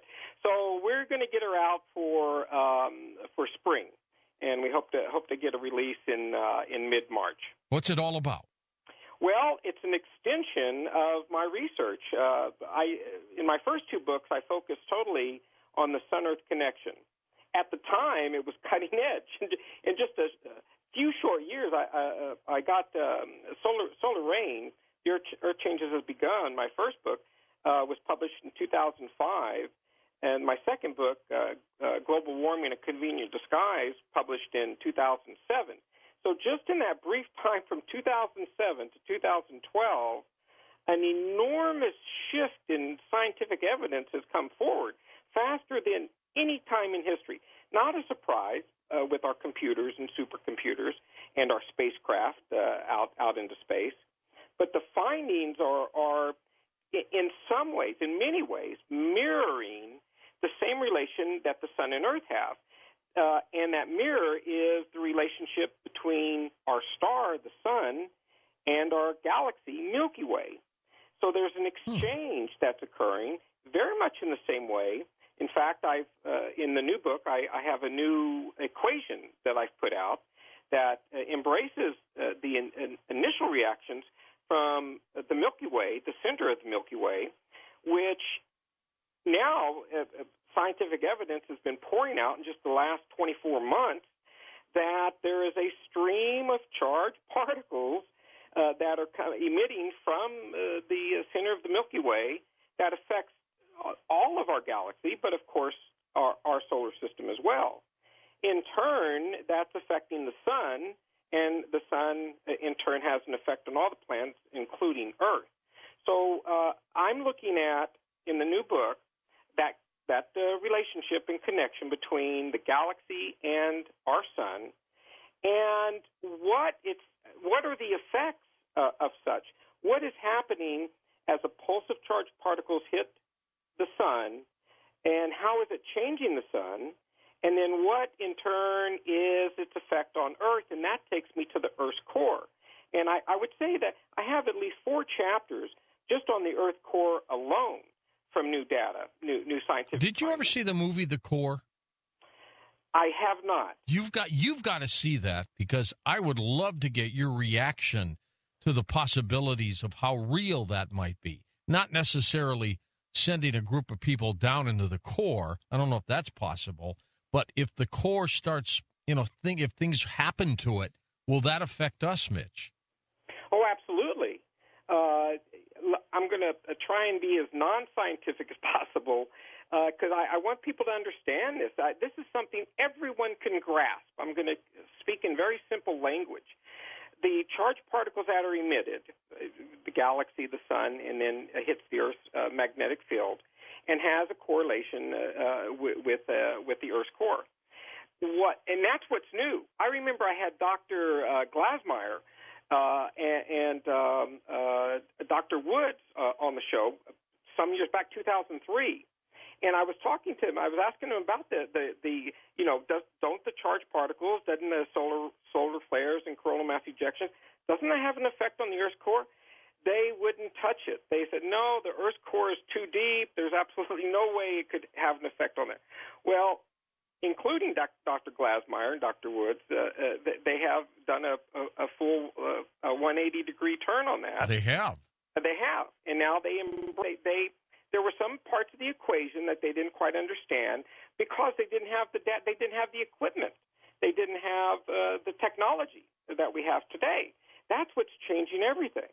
And so I'm bringing all that into this new book, with the new the Plask out there, the WISE spacecraft, and then these new formulas that they have for calculating what's happening at the Earth's core, and this bridge between the magnetic field and the Earth's core.